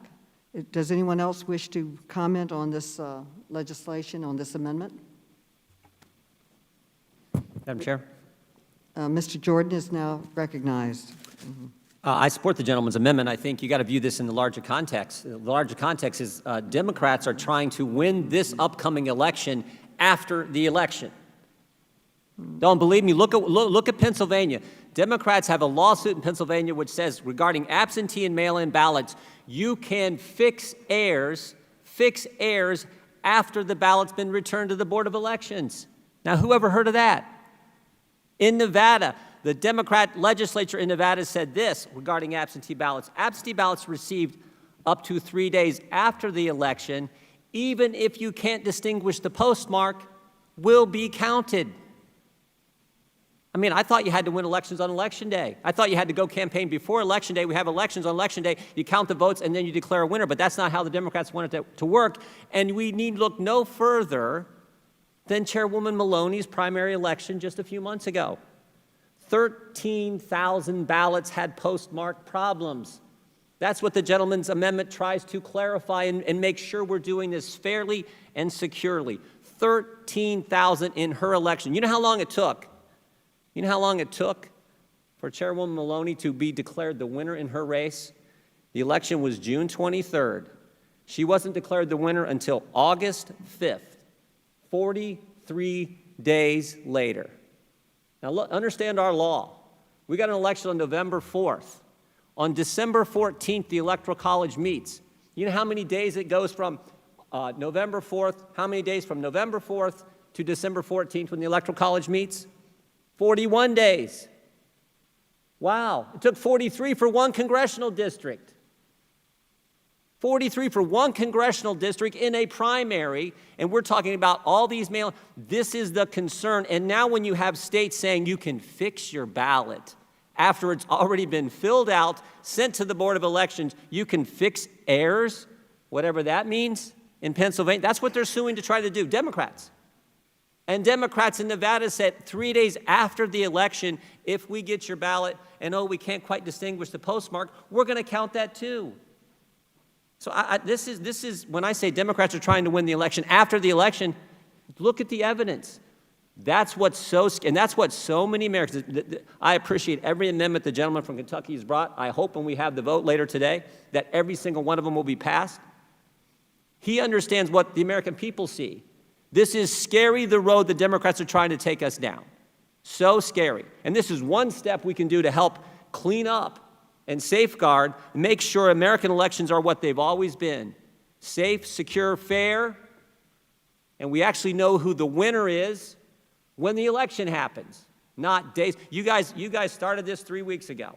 You started 3 weeks ago when you went after the Postmaster General, had your legislation, trying to, we didn't call it a hoax, Madam Chair. You said this earlier. We didn't. The Wall Street Journal called what you were doing a hoax.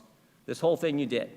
They called. We didn't do that. We just said what they said. You want the chaos and confusion because you guys know President Trump is going to win election night.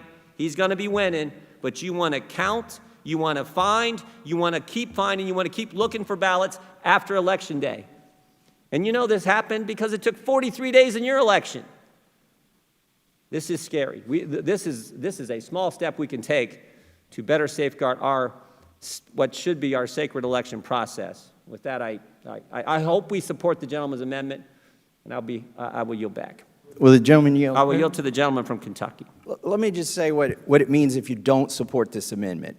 It means that you're okay with somebody using Postal Service equipment to affix a postmark that isn't the actual day the ballot was delivered. That will shake the faith of the American people in this government. So please, I urge you to vote for this amendment. And I yield back to the gentleman from Ohio. The gentleman yields back. Does anyone else seek recognition? Mr. Raskin from Maryland. I move to strike the last word. Thank you, Madam Chair. Look, America knows what's really going on here. President Donald Trump, because of his lethal incompetence, which has cost nearly 200,000 American lives and has made us #1 across the world in death count, in case count in COVID-19, which some of my colleagues never seem to be able to mention, knows that he's 6 to 10 points behind in polls across the country. So he's looking for a way to discredit the popular vote result. Right now, he's looking to do it. The president has already called the post office a joke. He said that Article 2 allows him to do whatever he wants. He opined the other day that he was going to negotiate for a third term, presuming that he was going to figure out a way to fix this election. Will the gentleman yield? Well, but For a question? I'll get to you, Mr. Jordan. Believe me. I just got a question. I will get to you. I will come back to you. So the president's looking for a way to discredit the election before it happens. We've never been in this situation before in the history of the republic, which is why we've got Republicans who worked in the Trump administration, former members of Congress, who are blowing the whistle on this nightmare of a president attacking our constitutional democracy. But the president's looking for a way to discredit the vote in advance. And so how are they doing it? Well, he's taking advantage of another crisis of his own making, the COVID-19 crisis, which other countries around the world have found a way to deal with, but not this president who knew it was, quote, a killer. He knew it was very transmissible. He's on tape saying it, which is the only reason our colleagues aren't denying that now.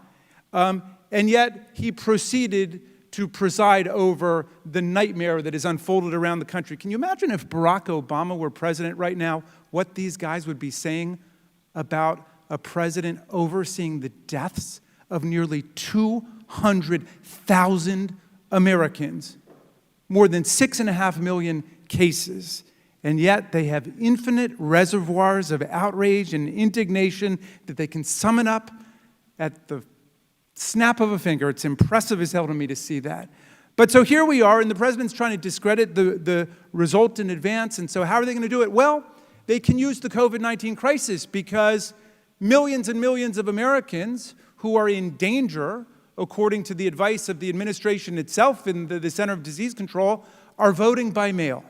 And so now they have to concoct a conspiracy theory that voting by mail or absentee voting, whatever the states decide, and where are the big champions of federalism now? Whatever the states decide they need to do to allow their people to vote is somehow suspect.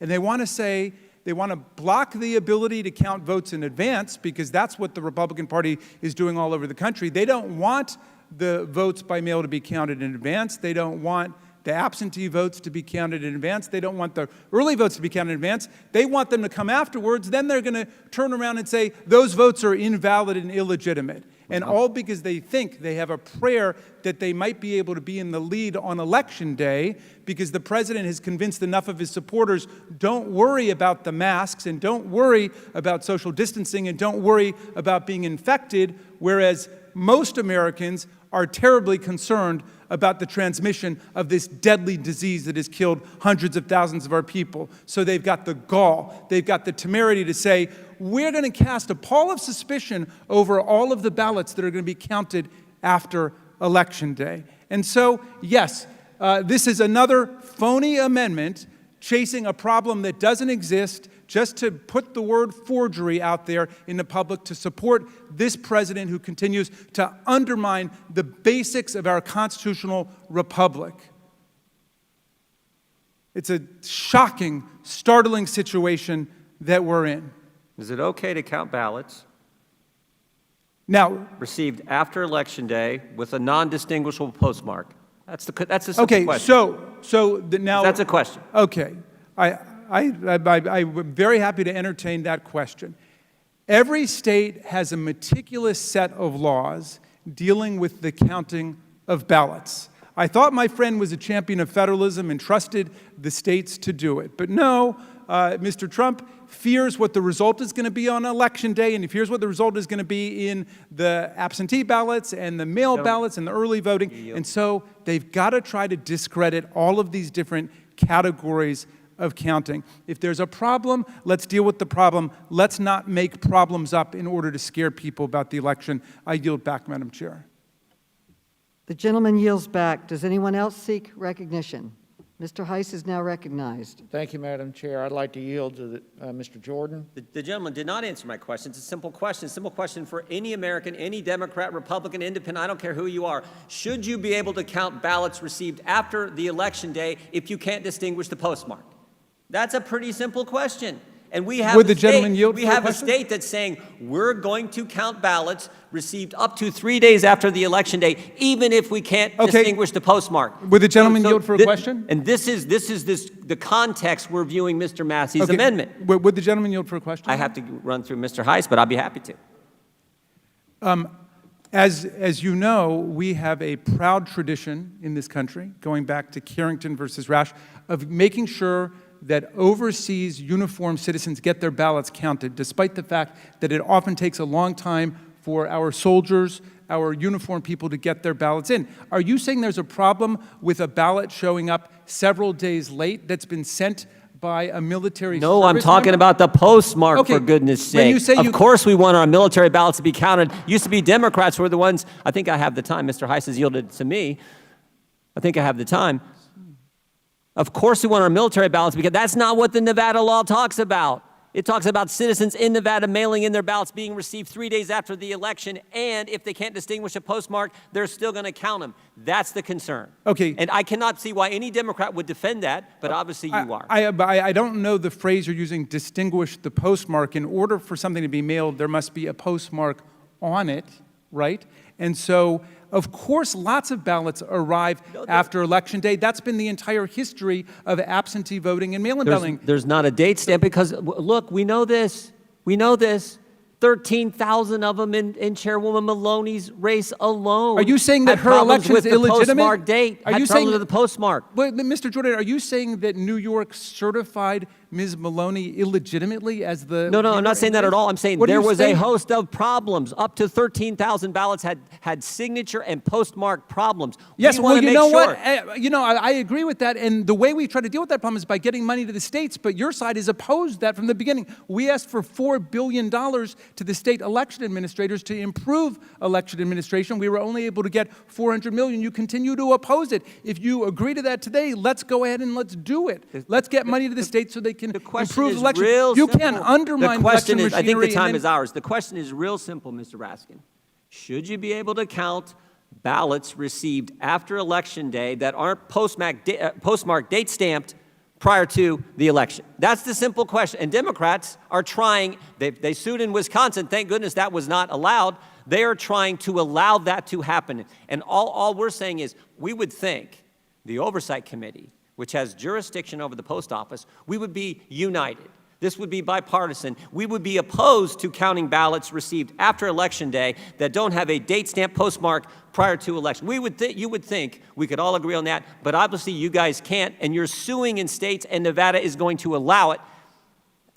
I would like to see Democrats speak out against that, particularly in light of the history that happened, as I've said several times now, in the Chairwoman's primary election just a few months ago. I yield back to the gentleman from Georgia. Well, and I would just add to that, you would think that right along these same lines, Democrats would want to protect the postmark. It's that simple. We just want to say, let's protect the postmark so that someone cannot get the wrong postmark deliberately and place it on a ballot. Why is that difficult? And with that, I want to yield remaining minute to the gentleman from Kentucky. Thank the gentleman from Georgia. Mr. Raskin, I appreciate your appeal to federalism to allow the states to decide, but the U.S. Post Office is a constitutionally sanctioned federal function. And so the postmark carries the imprimatur of the federal government. And that is why my amendment seeks to make sure that when that postmark is affixed by U.S. postal equipment, that somebody is not changing the date on the postmark machine in order to affect the elections. This is the core of my amendment. I can't believe we're even arguing this. What does it mean if you argue that somebody should be able to manipulate the equipment so that they can submit ballots after the election that were cast after the election in an election that hasn't yet been decided? Please vote for my amendment. It's required to keep the confidence of the American voters in our form of government. And I yield back to the gentleman from Georgia. My time's expired. I yield back. The gentleman yields back. Does anyone else wish to be recognized? Madam Chair, I just want to make sure I understand before we vote on the nonpartisan Postmaster General Act. So you all are saying it's okay to receive ballots after Election Day without a postmark, and those ballots still be counted. It's okay for postal employees to go on strike around Election Day. It's not okay for DeJoy to have donated to Republicans before he took office 2.5 months ago, but it's okay for the postal unions to donate and endorse Joe Biden. I just want to make sure I'm getting these facts right before we vote on this bill. I'll take that as a yes, and I yield back.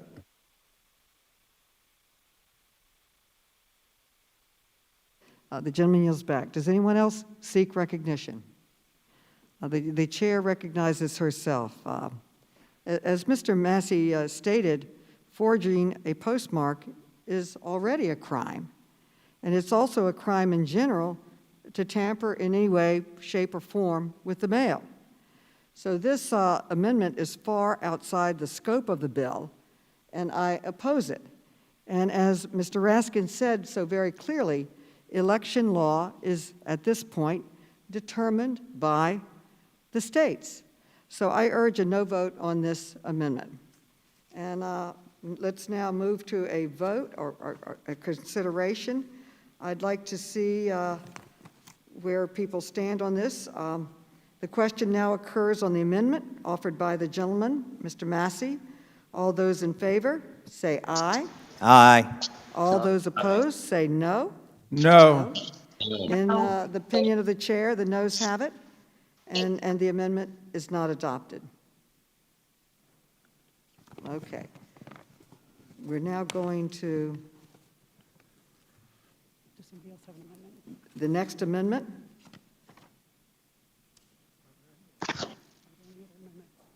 Which amendment is coming? Madam Chair, I have an amendment. Another amendment, okay. There is an amendment from Mr. Heiss. Will you distribute the amendment?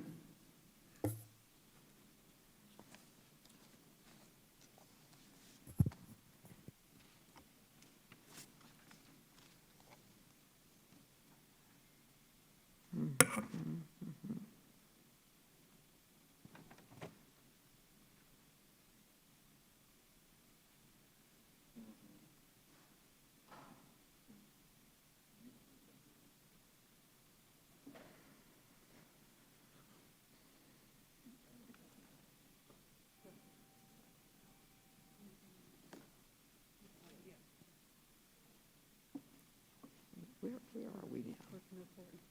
Where are we?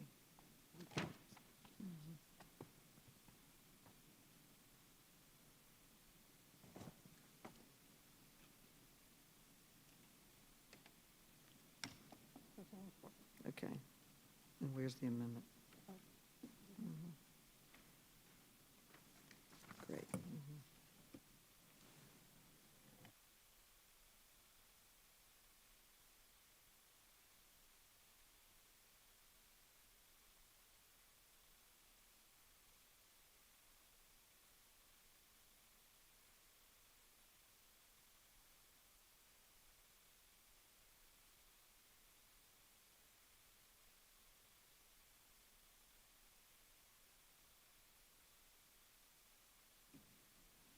The clerk will report the amendment.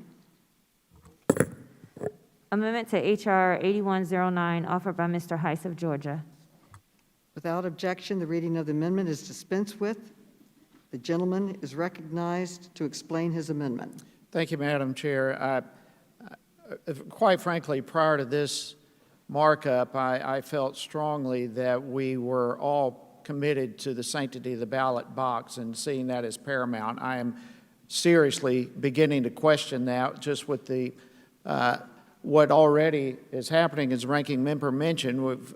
It's okay, evidently, to put restrictions on the Postmaster General, but to allow 15,000 other Postmaster Generals to have no oversight to potentially violate the Hatch Act. And then, as with Mr. Massey's that we just discussed, how in the world can anyone oppose having proper postmarks when it comes to ballots? Well, I have another amendment, and it pertains to what I mentioned earlier, that there has been clear violations of the Hatch Act by postal employees in the past, and my amendment is going to attempt to make sure that that does not happen again. Part of the concern is that in August, the National Association of Letter Carriers, which is the major postal workers union, endorsed candidate Joe Biden for president. What's alarming with this is this happens to be the very same union that endorsed Hillary Clinton for president in 2016, and it was determined by the Office of Special Counsel, that union, to have engaged, quote, engaged in systemic violations of the Hatch Act. We had an investigation. There were systemic violations of the Hatch Act by numerous members of the National Association of Letter Carriers in 2016, and now that same union has endorsed Joe Biden. The report went on to say that while employees absolutely are allowed to take paid leave to engage in political work, the Postal Service showed a clear bias favoring union-endorsed candidate operations. This is alarming. And it's something that is troubling, that this bill that we are discussing here today does not set out at all to try to curtail potential conflicts of interest. And particularly, this is striking to me now that all of a sudden the Democrats have suddenly demonstrated a newfound interest in the USPS. But my amendment simply places a timeout, if you will, on official time until the day after the election. We have had systemic problems, violations of the Hatch Act previously. My amendment just says, let's just put a pause on official time until after the election, and then there will be no problem with this potential violation of the Hatch Act in this upcoming election. And at the end of the day, we want the American people to have confidence that there are no conflicts of interest when we are trying to determine the outcome of the upcoming 2020 elections. And I encourage my colleagues to support this amendment. And with that, I yield back. Thank you. Would my friend yield for a minute? Yes, sir. I thank my friend. Surely when my friend suggests that the interest in the Postal Service is newfound by Democrats, my friend does not mean to suggest that the Postal Service has not been an intense subject of scrutiny and debate and legislation by our subcommittee and by his predecessor as ranking member and chairman for 12 years. What I'm suggesting is that the conversation has shifted from authentic postal reform to now engagement in election activities, and that is a newfound interest. We have not previously been discussing postal issues from the context of election. It's been reform, and that was what the conversation between my predecessor and you and I and others were about. I understand. I would simply suggest to my friend the reason it's newfound is because it's a new problem. I thank my friend for yielding. I yield. Is there any further debate on this amendment? Does anyone else seek recognition? Mr. Raskin, you are now recognized. Madam Chair, thank you. Just to make a few simple points. One, the Hatch Act governs the conduct of letter carriers, and I don't think that we should cast aspersions on hundreds of thousands or historically millions of letter carriers. If someone violates the law, then the law applies to them, and that's all we're saying about the Postmaster General and the Deputy Postmaster General, too. Second, as to conflicts of interest, I assume that my good friend from Georgia would recognize an astounding conflict of interest in the Postmaster General having tens of millions of dollars invested in a private contractor getting contracts from the post office. And I'm happy to yield if you have any comment on that, but that is the conflict of interest that brings us here today. That has not yet been determined. But we also don't know the conflict of interest potentially of 15,000 others that also need oversight. Okay, but if we go one step at a time, you're agreeing that in theory that if a Postmaster General, any Postmaster General had tens of millions of dollars invested in a private contractor getting contracts from the post office, that would constitute a naked conflict of interest, wouldn't it? The law is the law, but again, I want to emphasize that has not been established, so I Okay. don't want to play on hypotheticals, All right. but of course Well, we abide by the law. All right, so just then, you know, the point about official time is official time may not be used for partisan political activity.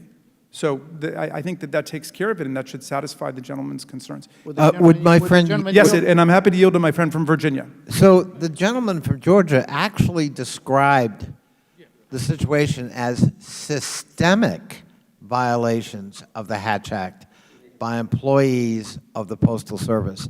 Is my friend from Maryland aware of any such systemic pattern of behavior? Because this member is not.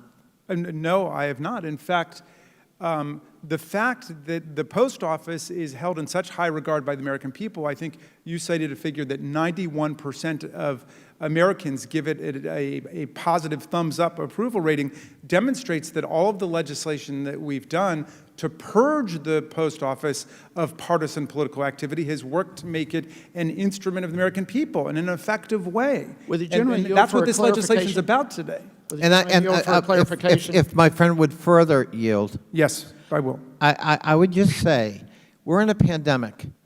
Over 60,000 postal workers have had come down with COVID-19 or had to be quarantined because they were exposed of it, and tragically dozens have in fact died. I think we should take great care when we characterize the behavior of postal workers. In this case, it would be a characterization of purported violation of law when so many brave men and women are serving the public every day and putting themselves at risk. And I don't mean to suggest my friend from Georgia has engaged in that, but I do think we need to take Would the great gentleman care in expressing respect and honor for the men and women, and not use them as political, punching bags. And I want to thank my friend from Virginia for pointing that out. Postal workers are overwhelmingly frontline workers. They're in the front lines of this crisis. They are getting people their medication. They are getting insulin to diabetics. They are getting heart medication to people. And when there was a crisis caused by Postmaster Louis DeJoy, our people across the country were up in arms about what was taking place. Would the gentleman yield for a I clarification? will in just a moment. I had a 30-year naval veteran, you'll find this interesting, in my district who depended on her medication, and it was more than 2 weeks late. She was scrambling, driving all over Maryland to find a place she could get the medication because it wasn't coming. And I think that's what the gentleman from Virginia is referring to. Like this cannot be a partisan political tool, and that's exactly the purpose of the legislation today. I'm happy to yield. Thank you very much for yielding. I just want to point a clarification from my friend from Virginia. I did not say that the Postal Union engaged in systemic violations. That was the Office of Special Counsel. And the quote was they engaged in systemic violations, end quote. That was the Office of Special Counsel, not me. I was repeating them. And that was the investigation, and that was the outcome that the Office of Special Counsel came to. There were systemic violations of the Hatch Act. Of the Hatch Act, yes. And the Hatch Act applies, and that's precisely the purpose of this legislation, to make sure it applies to people at the top as well as to people at the bottom of the hierarchy. Happy to yield back, Madam Chair. Anyone else seek recognition? Is there any further debate on this bill? The chair, Recognized. the gentleman is recognized. I do appreciate the fact that the post office does great work, and their workers have done a great service for the country, particularly during the pandemic. But I think it's a little bit disingenuous for my colleagues to be talking about this when so many of you on that side of the aisle support defunding the police, which makes the postal workers' jobs even more dangerous. And particularly in places like Seattle and Portland and other places, we've literally had postal workers attacked. We had a post office burned in Minneapolis. So I sincerely appreciate the vigor in which my colleagues have addressed the issues related to the election and the role of the post office, but there is a partisan agenda here. I made that point Monday in the hearing. It was very evident with the witnesses that were called to testify in the hearing that this is all a partisan game being played, and the post office is in the middle of it. You brought in a witness who worked against the Patriot Act and Ms. Graves. You brought in a witness in Mr. Painter who filed a Hatch Act complaint against James Comey because he actually did his job in releasing the emails from former Secretary of State Hillary Clinton's private server that they discovered late. And it really wasn't Director Comey's idea to do that. It was because of the Inspector General for the Department of Justice had knowledge of that late. I mean, I understand what's at stake in this election, but I pray to God that the American people will wake up to what's going on here, to the games that are being played, and this continued disgusting display of partisanship and bringing the post office right in the middle of it, when the points that my colleagues have made about the dangers of election fraud are real. They're documented through the years. The New York Times, in an article in 2012, raised this very question that my colleagues have been bringing up in this markup. This is serious stuff. So I think American people need to realize what's at stake here, and particularly with the potential for voter fraud. And I yield back. Madam Chairwoman. Is there any future? The gentleman is recognized, Mr. Conley from Virginia. I thank the Chairwoman. The gentleman from Alabama, whom I respect and have enjoyed working with, has, however, presented us with a problem that is virtually non-existent, while seeking to distract us from a problem that is very much existent. It is not partisan politics to be concerned about attempts to delay and disrupt mail delivery that could have an impact on one of the most consequential national elections in our lifetime. It wasn't Democrats who politicized the Postal Service. It was the President of the United States. It wasn't Democrats who referred to the Postal Service as a joke. It was the President of the United States. It wasn't Democrats who said the post office won't be able to do voting by mail because they won't have the funds that same president threatened to veto in the CARES Act. It wasn't Democrats who propounded the idea that the Postal Service needed revenue stabilization of $25 billion. It was the Republican majority unanimously expressing that request to Congress from the Postal Board of Governors. It wasn't Democrats who disconnected a disproportionate number of sorting machines that could have the impact of delivery of mail. It wasn't Democrats who eliminated, until caught at it, overtime necessary in a pandemic because we got labor shortages all over the United States. It wasn't Democrats who suggested that the easy solution to fiscal problems of the Postal Service would be charging 3 or 4 times the amount currently charged to a political foe who happens to own Amazon. Even though, by the way, the solution is false and postal rates are set by the Postal Regulatory Commission, those were all done by the President of the United States.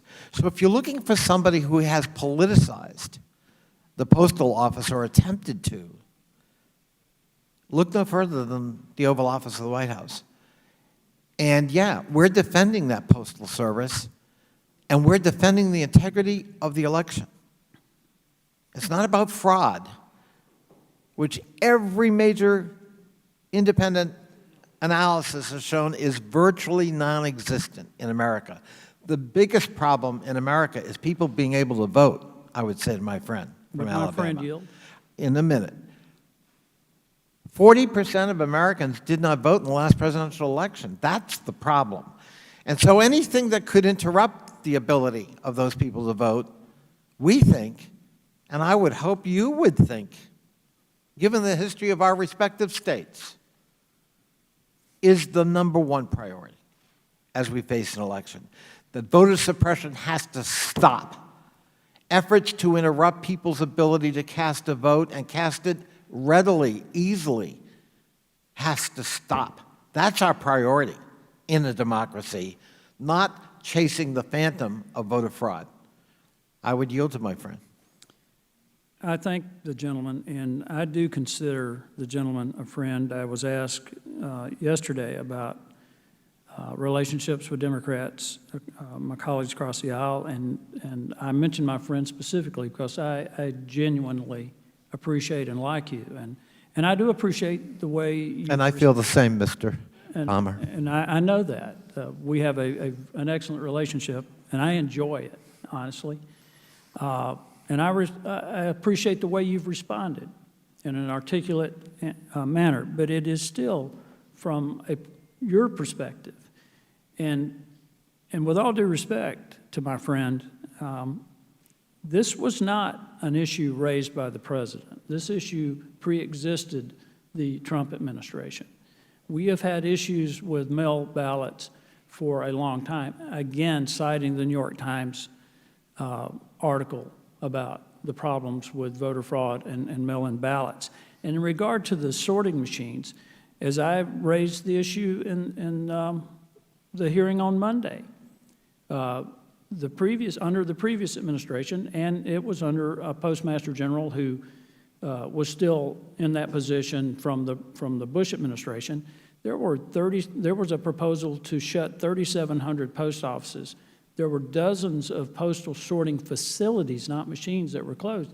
And my point is that the argument that many, and I'm not ascribing this to the gentleman from Virginia, but others on your side of the aisle have tried to ascribe this to the Postmaster General DeJoy, when the sorting machines that were being eliminated, that was initiated before he became Postmaster General. It was Postmaster General DeJoy that stopped those reforms. I must reclaim my time because my time has expired, but I thank my friend and I thank him for his sentiments. And I thank you again. And again, I want to say for the record how much I appreciate our relationship, and I yield back. Is there any future or further debate on this bill? Seeing none- Madam Chair. But I just want to say that I strongly support Mr. Heiss's amendment, commend him, as well as commend Mr. Massey and Mr. Jordan on trying to offer legitimate amendments to make this a nonpartisan bill. And I also want to correct my friend, Mr. Conley, and he stated that Mr. DeJoy has tried to sabotage the election. We have had a hearing, a 5.5-hour hearing, with Postmaster General DeJoy. The only thing that was proven in that hearing was that Mr. DeJoy, who at the time had been on the job for 60 days, came in from the private sector and sincerely tried to implement a pilot project to save the taxpayers $1 billion. Now, I fear that this committee has done irreparable damage, because if we're sincere about government oversight and we're sincere about trying to save taxpayer dollars, I understand that it's a service, I understand all your arguments, but if someone can save taxpayer dollars without affecting the quality of the product or the service, then I think that's something that should be tested. Now, 60 days isn't a very long time to determine whether that succeeded or failed, but I fear that this committee has spooked whoever's president in the next administration. If they dare try to save taxpayer dollars, they don't want to go before this committee and try to explain themselves. So I'm disappointed in Mr. Connolly's statement implying that Postmaster General DeJoy tried to sabotage the election. We've offered quality amendments here that will, I think, improve the confidence of the American people in how these ballots are going to be cast and counted and handled. But your side has been in opposition to every amendment. So it's unfortunate that the name of the bill is the Nonpartisan Postmaster General Act, because we've tried to make it partisan with things that I think an overwhelming majority of Americans would support.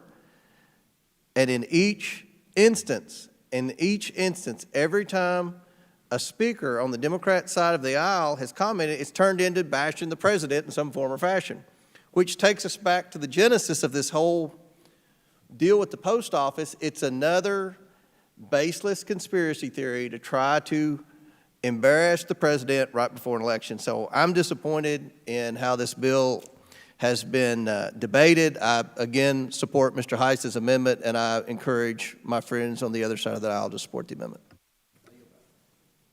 Madam Chair. The gentleman is recognized. I just want to say that I support Mr. Heiss's amendment, and I just want to make a clarification because the terms are thrown around loosely here. The Hatch Act does apply to the Postmaster General, and it does apply to the postmasters. What the underlying bill seeks to do is elevate the Hatch Act restrictions for the Postmaster General in light of these elections. And that's what my amendment would do. If whatever happens to the Postmaster General would be applied to the postmasters. But I think it's been stated earlier accidentally that the Postmaster General and the Deputy Postmaster General aren't subject to the Hatch Act, but in fact they are. Would the gentleman yield for a second? Yes, I would. And I thank you for that semantic clarification, because the bill does talk about, I think, Hatch Act applicability when it's really speaking about expanding the ethical requirements that apply to people in that situation. Then let me just ask you to get your position straight. You agree that these provisions should apply to the Postmaster General and the Deputy Postmaster General in terms of restrictions on their political activity? I believe that anything that applies to them should apply to the postmasters. No, but that's an impressive dodge. But in other words, you're not willing to commit that you think the Postmaster General himself should have to abide by the greater ethical restrictions. Let me do this. Yeah. I would agree to that if you'll agree to my amendment.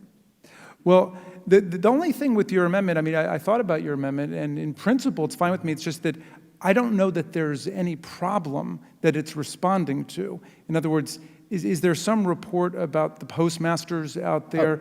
Reclaiming my time and Yeah. answering your question. Yeah. I don't mean to impugn the reputation of the postmasters in the United States. I know several of them. What it's responsive to and why this new change is needed at that level is we've gotten rid of almost all of the precincts in Kentucky. And effectively, that's where there were voluntary, if not nonpartisan, then an equal number of partisans on each side observing the vote. And now that has now become, the precincts are now the post offices.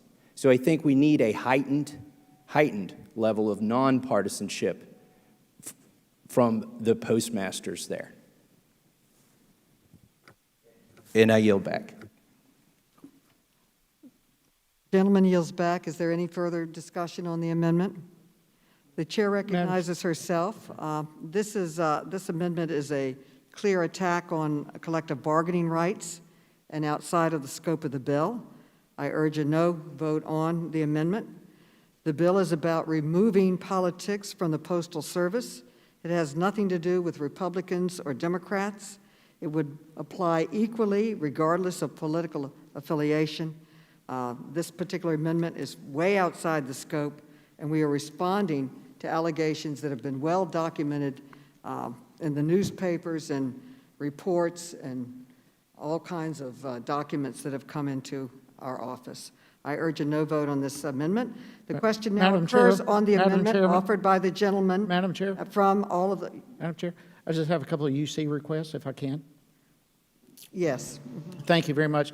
Just because it came up with being directed towards me, just to clarify, I have the official Office of Special Counsel's report on the Hatch Act investigation that I'd like to have submitted, and 2 articles, and one from the Washington Post. It says Postal Service broke the law in pushing time off for workers to campaign for Clinton investigation fines, and another one that says USPS broke law in allowing workers to boost Clinton campaign, Watchdog says. And I'd like just to have those 3 submitted to the record. Without objection. Thank you, ma'am. The question now occurs on the amendment offered by the gentleman, Mr. Massey. Mr. Heiss, all those in favor say aye. Aye. All those opposed say no. No. In the opinion of the chair, the noes have it, and the amendment is not adopted. Okay. There being no further amendments, recorded votes on the pending amendments have been postponed. Once those votes are taken, the committee will immediately consider the motion to adopt the amendment in the nature of a substitute as amended, if amended, and report the measure.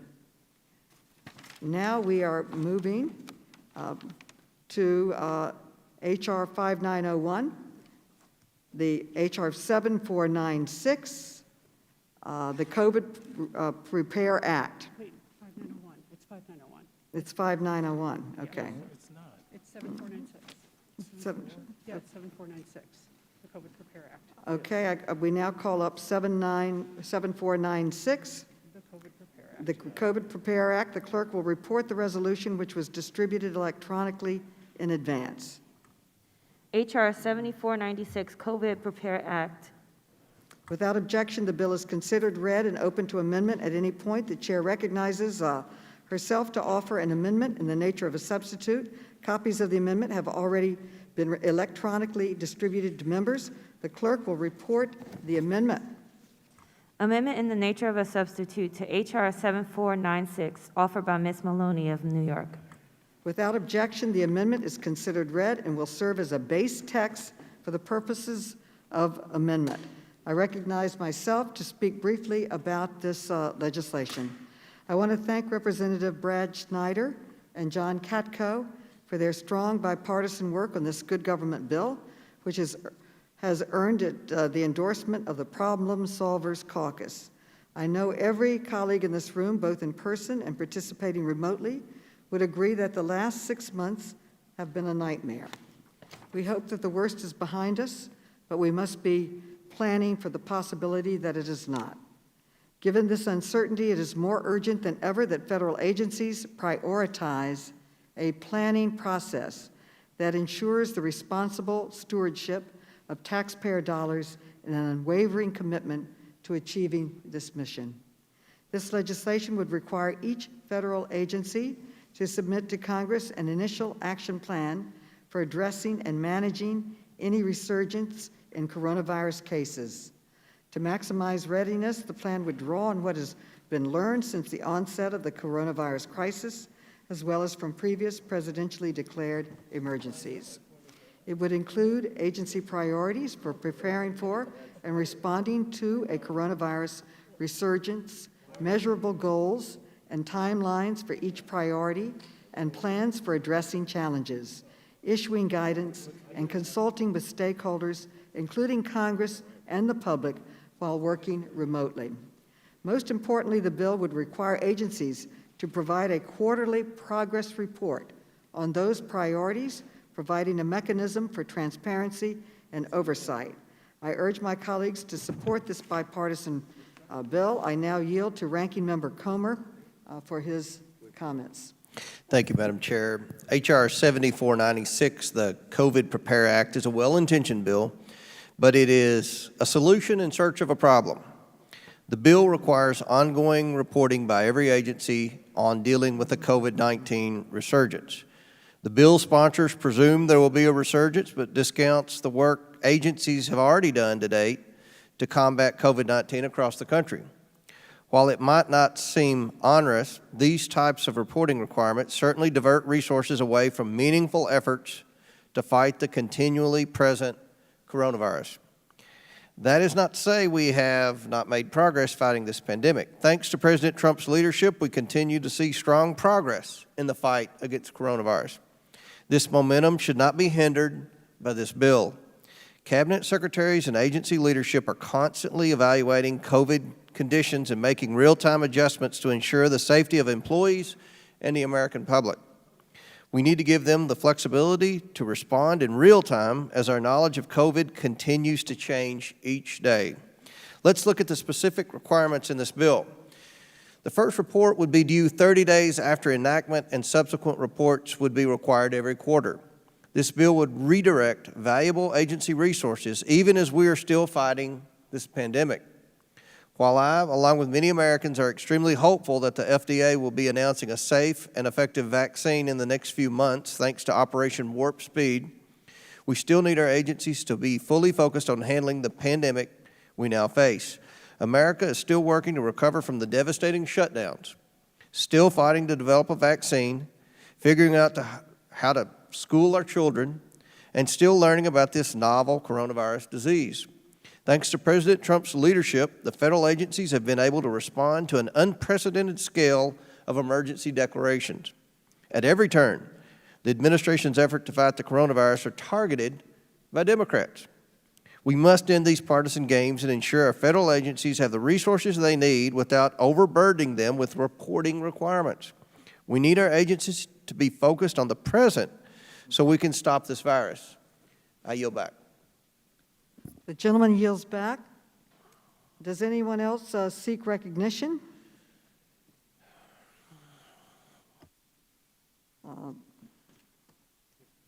If not, there'll be no further discussion. The question now occurs on adoption of the substitute amendment offered by the chairwoman. All those in favor shall signify by saying aye. Aye. All those opposed will signify by saying nay. And in the opinion of the chair, the ayes have it, and the amendment is in the nature of a substitute is adopted. The question now occurs on ordering the bill reported to the House with a favorable recommendation. Those in favor shall signify by saying aye. Aye. All those opposed will signify by saying nay. No. In the opinion of the chair, the ayes have it, and the bill is ordered to be reported favorably to the House. Okay. H.R. 7340, the Chai Suthamanta Remembrance Act. Now pursuant to notice, I call up H.R. 7340, the Remembrance Act. The clerk will report the resolution, which was distributed electronically in advance. H.R. 7340, Chai Suthamant Remembrance Act. Without objection, the bill is considered read and open to amendment at any point. The chair recognizes herself to offer an amendment in the nature of a substitute. Copies of the amendment have already been electronically distributed to members. The clerk will report the amendment. Amendment in the nature of a substitute to 7340, offered by Ms. Maloney of New York. Without objection, the amendment is considered read and will serve as a base text for purposes of amendment. I recognize myself to speak briefly on this legislation. This bill would require federal agencies to put a plan in place outlining the protocols and protections to fight coronavirus and keep federal employees safe upon returning to their regular workstations. The plan would be required to be published on each agency's website at least 30 days prior to a facility's reopening. The bill also would require that within 6 months of enactment, the Inspector General of each agency to submit to Congress a review on whether sufficient PPE has been provided to employees returning to federal offices. I am proud to co-sponsor this amendment that bears the name of one of Representative Connolly's constituents, a federal employee who died tragically of coronavirus in May. Many federal employees are on the front lines of the coronavirus pandemic. When we ask them to return to work, they have the right to expect a safe workplace. I am pleased to support this bill and urge the committee to report it favorably. I now recognize Representative Conley for 5 minutes to further explain his bill. But first I yield to Ranking Member Comer. Thank you, Madam Chair. And first, let me send my deepest condolences to the family of Mr. Sudamanant. Every death from COVID-19 is a painful loss and a reminder of how precious life is. Over the past 6 months, our nation has faced extraordinary challenges stemming from the pandemic. For example, the pandemic has presented unprecedented human capital and facilities management challenges for the federal government. Never before has every single state and territory been under an emergency declaration seeking assistance from federal agencies. But these agencies stepped up to the plate. They worked around the clock to ensure that states, localities, and hospitals had access to the resources they needed to save lives. Thanks to President Trump's leadership, the federal government has continued to operate in as safe a way as possible throughout this pandemic. President Trump and his team at the OMB and the OPM have issued numerous guidance materials to federal agencies to ensure that the vital work of Americans' government could continue in a safe manner. This bill is well-intentioned, and I support government-wide transparency to the American people. But the reality is, the bill is creating unnecessary and duplicative paperwork. The administration is already publicly releasing the information this bill seeks to obtain. Further, putting restrictive reporting requirements may hinder the administration's flexible response to COVID-19 and create unintended consequences. Not to mention that Chairwoman Maloney and Chairman Conley have already requested federal IGs keep a close watch on agency plans to return to in-office work. Madam Chair, while I do not intend to request a roll call vote on this bill, I do not believe it's necessary at this time, and I yield back. The gentleman yields back. I now recognize Mr. Conley, Chair of the Government Operations Subcommittee and the sponsor of this legislation. I thank the Chairwoman. On April 27th of this year, my constituent, Chai Sudamanant, worked his full-time shift in the kitchen at a federal daycare center at the Marine Corps base in Quantico, Virginia. Chai was a proud American. He was born in Thailand, emigrated to the United States, became a naturalized citizen. He worked in the jazz music industry in New York. He was a very talented human being, but when he retired, he wanted to do something to give back. And that something was to work at the daycare center for the Marine families at Quantico. Later that day, lacking any protocols or preparation at the Quantico Marine base, he was notified that apparently an employee there had tested positive for COVID-19 and that he was now directed to quarantine for 14 days. Tragically, Chai not only was exposed, but he came down with COVID-19. After several weeks of struggling with the virus, including 13 days on a ventilator, Chai Sudamanant died on May 26th. This was an avoidable death. Had there been protocols in place, had there been a plan, had there been clear guidance, I've talked to his widow. She doesn't want this to happen to anybody else. The bill in front of us, Mr. Comer says, is needless paperwork.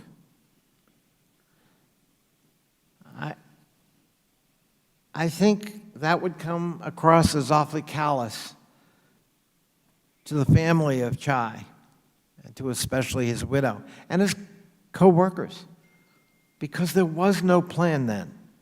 All this does is say you got to have one before you fully call back everybody to work in the physical setting, in order to protect people, in order to prevent other Chais.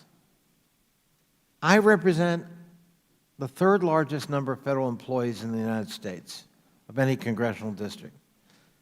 And I can tell you that the guidance about who had to come to work and who didn't need to and whether you could use telework was scattershot.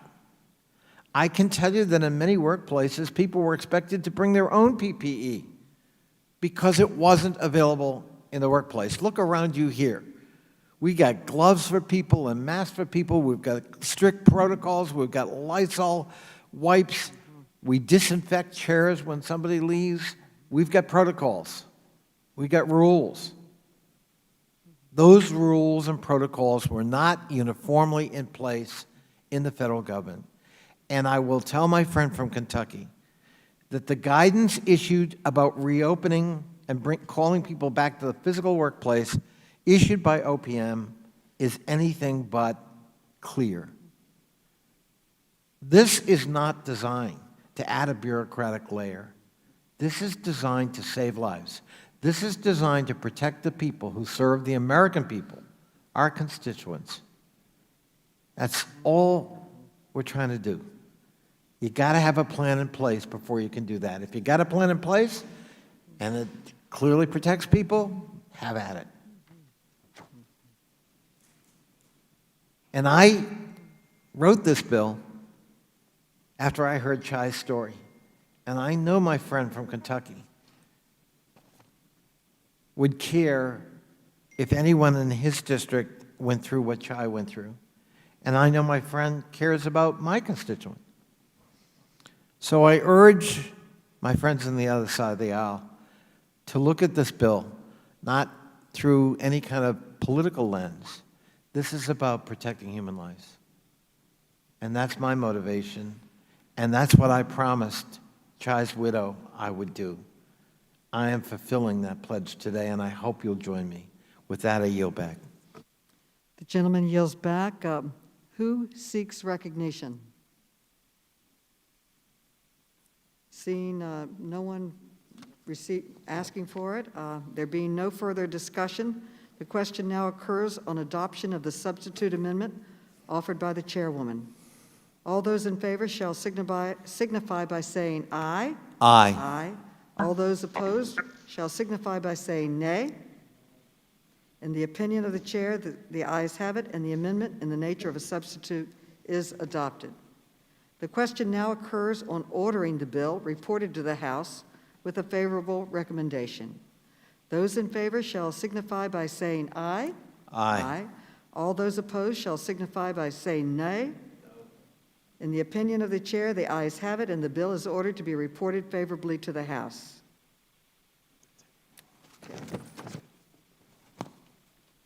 Now, pursuant to notice, I call up H.R. 7548, the Made in America Preparation for a Pandemic Act.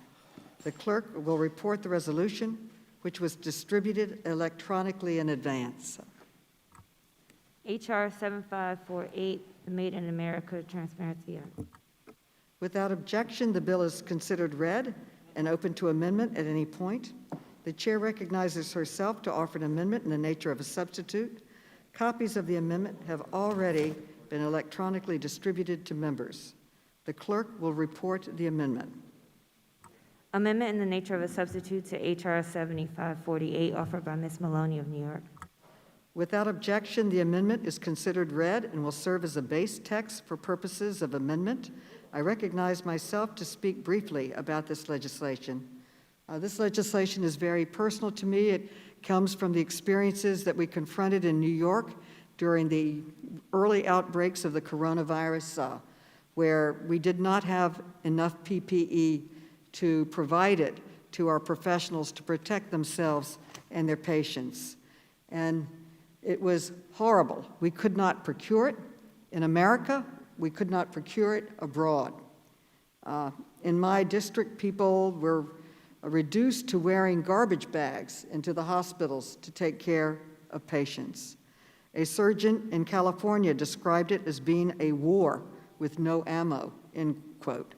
A doctor in Kentucky said, quote, "Not only can I not protect myself, I can't protect my patients," end quote. We cannot allow the American people to suffer such a shortage again. In New York, we quickly started making them in our homes. The Economic Development Office worked with the garment industry. The garment industry stopped making anything but protective equipment, and they started sewing. They produced the protective equipment for New York and then started sending it around the nation. We cannot, in the future, continue to rely on a fragile global supply chain for PPE. Timelines for scaling up domestic production remain uncertain, and some of the products we could not procure here in America to the standards that we have. The bill would require that Congress receive periodic reports on the nation's PPE supplies and whether those stocks would sustain us through various emergencies, including another global pandemic. It would also require at least 25% of the PPE procured for the strategic national stockpile be made in America, incentivizing the onshoring of critical supply chain capabilities and the domestic manufacturing of raw materials that could otherwise be critical choke points. To ensure these new requirements would never limit PPE procurement for the stockpile, the bill includes a waiver if domestically manufactured items capable of meeting our needs are not available. The requirement also could be waived if they are inconsistent with public or national security interest, or if they would increase the cost of procurement above certain thresholds. The bill also clarifies that the American manufacturing equipment should be applied in a manner that is consistent with our international agreements, including trade agreements. The national security nature of the threat it addresses ensures this consistency. Finally, the bill would create a tax credit to level the playing field by helping American manufacturers with the cost of developing and expanding domestic production of PPE. Today, China dominates the global market for medical supplies, and it has positioned itself to maintain that strategic advantage when the pandemic subsides. The United States must take decisive action to develop our own domestic PPE production capacity, a common sense goal that has bipartisan support in Congress, in the White House, in the House, and in the Senate. During a hearing before the Select Subcommittee on the Coronavirus Crisis, the ranking Republican member, Whip Steve Scalise, proclaimed, that is, and I quote, "In the national security interest of the United States of America, to bring more of that manufacturing of things like PPE back into this country so that we are not reliant on China in the future." The head of the FEMA Supply Chain Stabilization Task Force agreed, and both of them are absolutely right. We must guarantee an adequate stockpile of PPE in the strategic national stockpile at all times. We must establish domestic supply chain incentives that put Americans to work, building the skills and materials we need to sustain us when our nation is hit with the unthinkable. America has the spirit and skills to do it, and this bill charts the course to save lives, create jobs, and enhance our resilience in the face of future global supply chain disruptions. I urge my colleagues to support this bill. I hope that it will be a bipartisan effort. It is needed. It strengthens our manufacturing. It protects our frontline workers, in this case, medical workers at all levels, and it ensures that we are able to help our own people and we are not reliant on foreign supplies which were not there when we needed them. I now yield to Ranking Member Comer for his remarks. Thank you, Madam Chair. Producing PPE in the United States is a priority for Republicans. It's a priority for President Trump. That's why we have been very clear on this issue. That's why we Republicans have called on many hearings to investigate China, to investigate the fact that they hoarded their PPE when we needed it most. And this is something that the President has spoken about many times, to try to return the manufacturing of PPE back to the United States of America. I think the President's committed to doing that. I know there are many bills that have been filed, both in the House and the Senate, that would ensure that the PPE is manufactured in the United States, and I look forward to seeing these bills on the floor. With that, I yield back. The gentleman yields back. Does anyone else seek recognition? No one else? There being no further discussion, the question now occurs on adoption of the substitute amendment offered by myself, the chairwoman. All those in favor shall signify by saying aye. Aye. All those opposed shall signify by saying nay. In the opinion of the chair, the ayes have it, and the amendment in the nature of a substitute is adopted. The question now occurs on ordering the bill reported to the House with a favorable recommendation. Those in favor shall signify by saying aye. Aye. All those opposed shall signify by saying nay. In the opinion of the chair, the ayes have it, and the bill is ordered to be reported favorably to the House. That's it, and we are moving right along.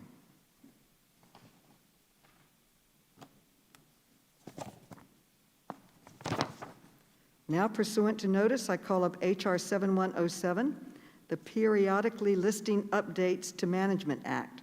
The clerk will report the resolution, which was distributed electronically in advance. H.R. 7107, the Plum Act. Without objection, the bill is considered read and open to amendment at any point. The chair recognizes herself to offer an amendment in the nature of a substitute.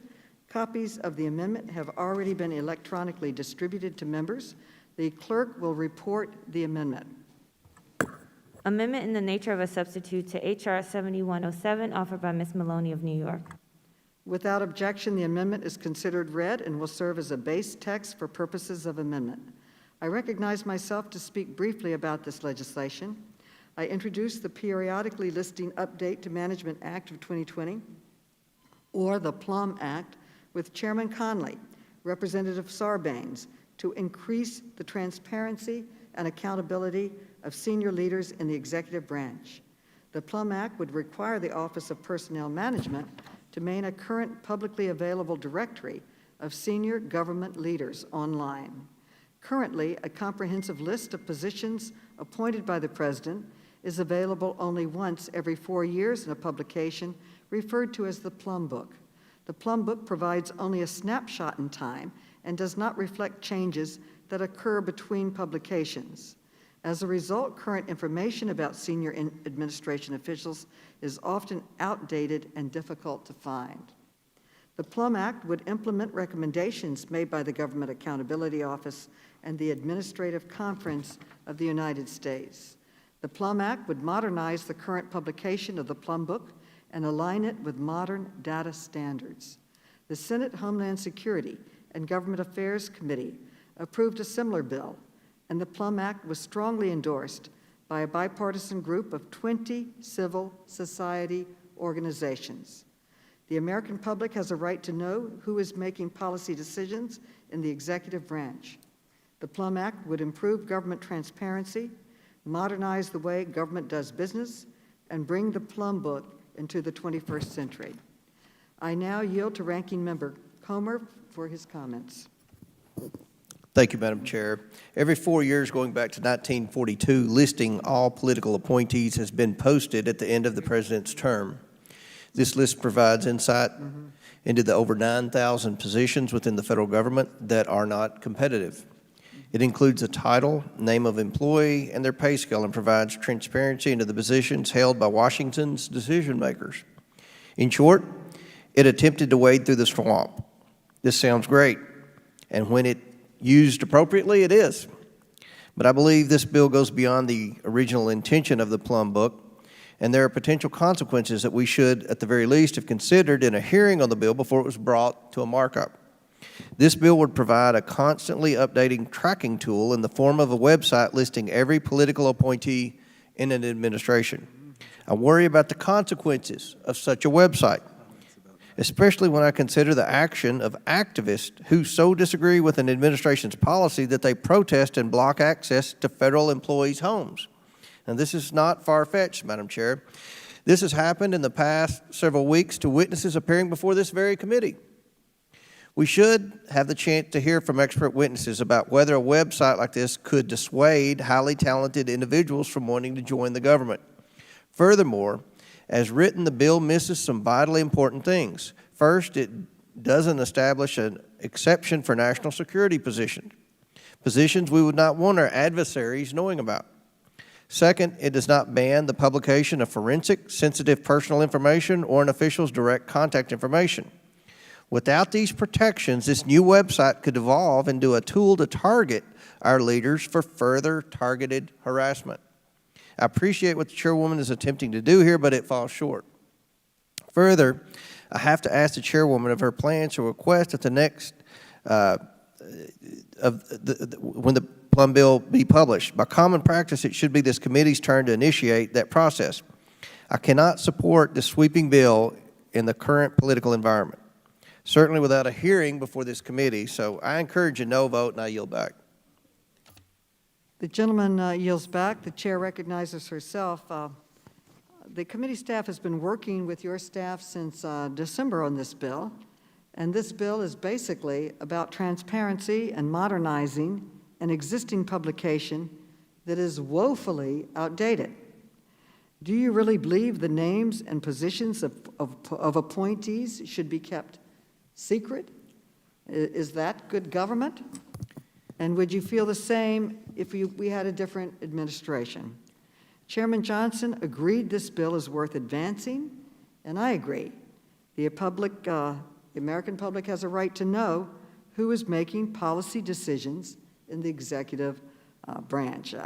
I yield back and now call, are there any amendments? Madam Chair, I have an Gentleman amendment. is recognized. I have an amendment at the desk. Okay, there is an amendment at the desk. Please distribute it.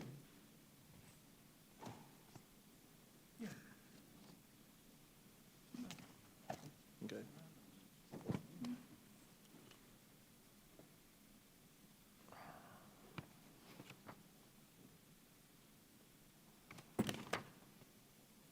Thank you. So this, let him describe it, but this is like totally unnecessary, this amendment. So what we thought you might do is ask him if he's going to support the bill. And if he is, you could agree to the amendment. But if he's not, it's like unnecessary. This is already, the bill doesn't do that. Madam Chair, you're not on mute.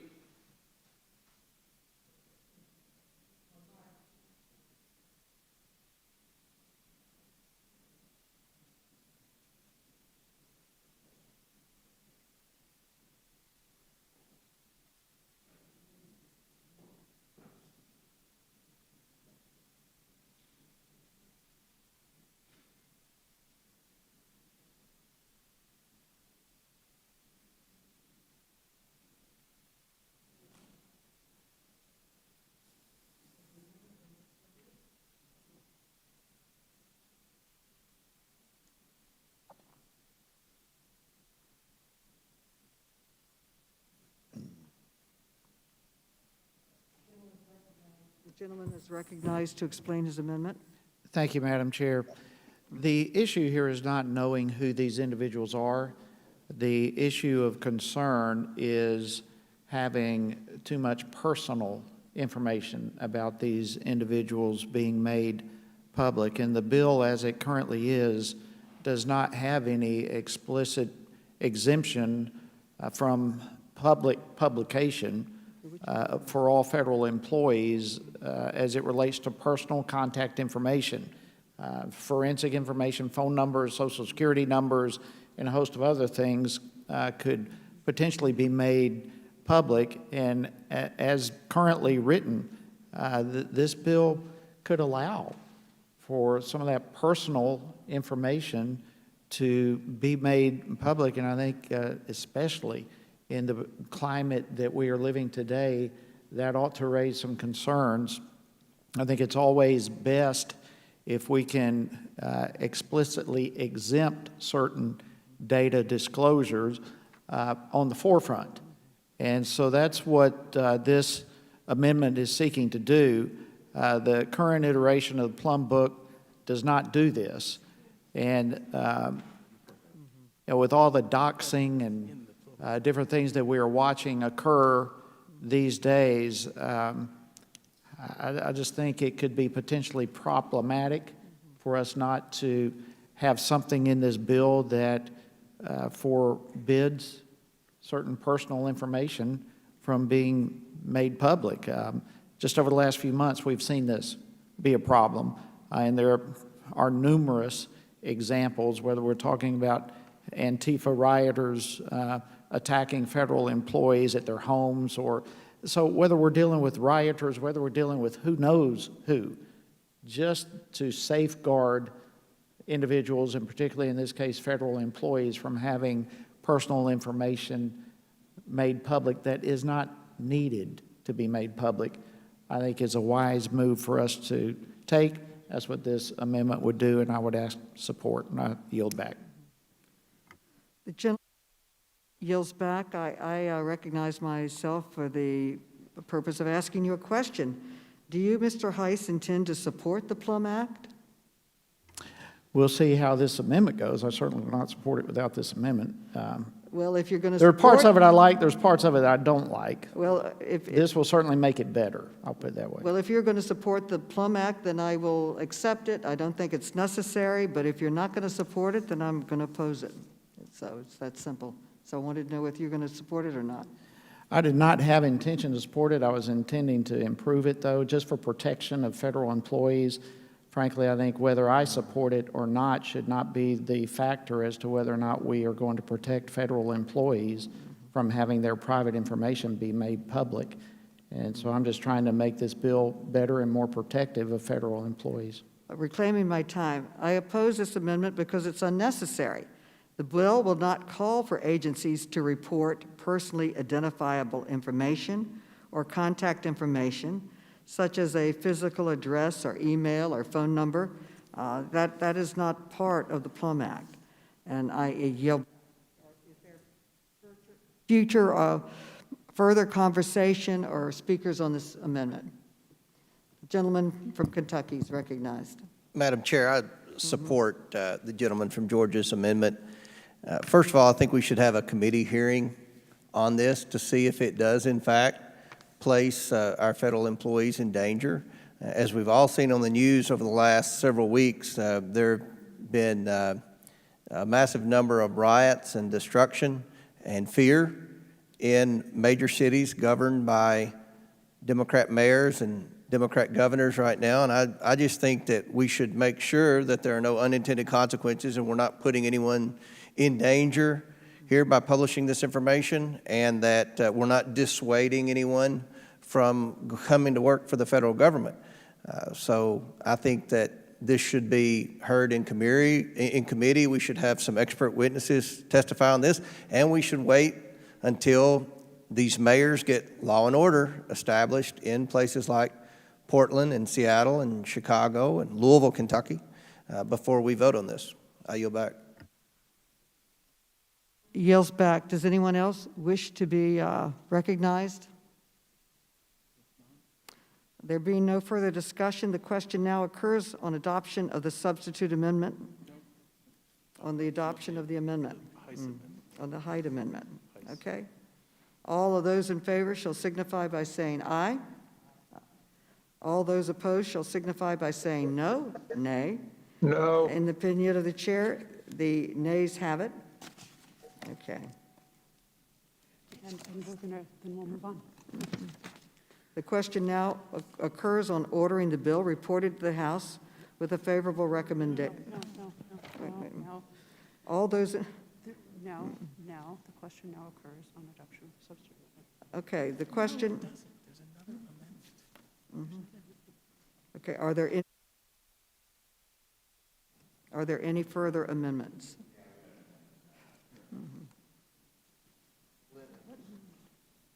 Grossman has an amendment. The amendment will be distributed. Where's the script? The script.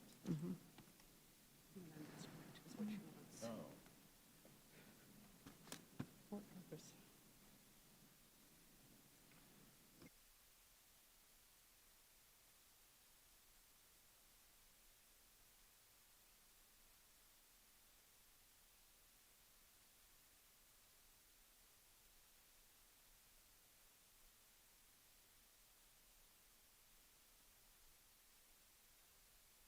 All members have the amendment? The clerk will report the amendment. Amendment to H.R. 7107, offered by Mr. Grossman. Without objection, the reading of the amendment is dispensed with.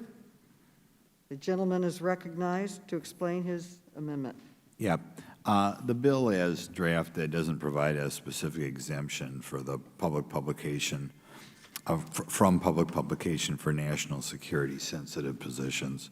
And I'd just like to clarify in the amendment, would provide the Director of the Office of Personnel Management with the discretion to determine if publication of a national security position in the Plum Book would cause harm to the U.S. and endanger filling those roles. This amendment would protect those federal employees in the most sensitive positions from attacks. Our adversaries continue to attack us through traditional or non-traditional means, and we don't want, the Plum Book to become a roadmap of sensitive positions to make such attacks. Further, publicly posting national security sensitive positions could lead to more attacks on federal law enforcement and more demonstrations outside employees' homes. So that's kind of the purpose of the amendment, just giving some discretion to look out for people in that position.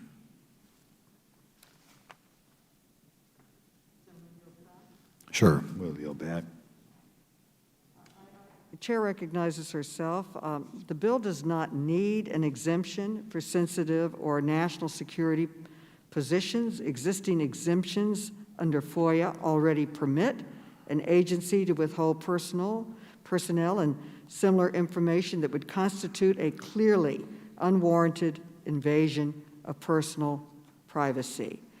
For example, courts have routinely held that employees in law enforcement and with national security functions have substantial privacy interests in their names because disclosure could subject them to embarrassment or harassment in their official duties and personnel affairs. So I oppose the amendment because it's not necessary, and we do not need an exception for sensitive or national security positions because they are already withheld. Okay. Does anyone else wish to be recognized on this amendment? There being no further discussion, the question now occurs on adoption of the amendment offered by the gentleman. All those in favor shall signify by saying aye. Aye. All those opposed shall signify by saying nay. Nay. Nay. In the opinion of the chair, the nays have it, and the amendment in the nature of a substitute is not adopted. Okay. All right. The question now occurs on ordering the bill reported to the House with a favorable recommendation.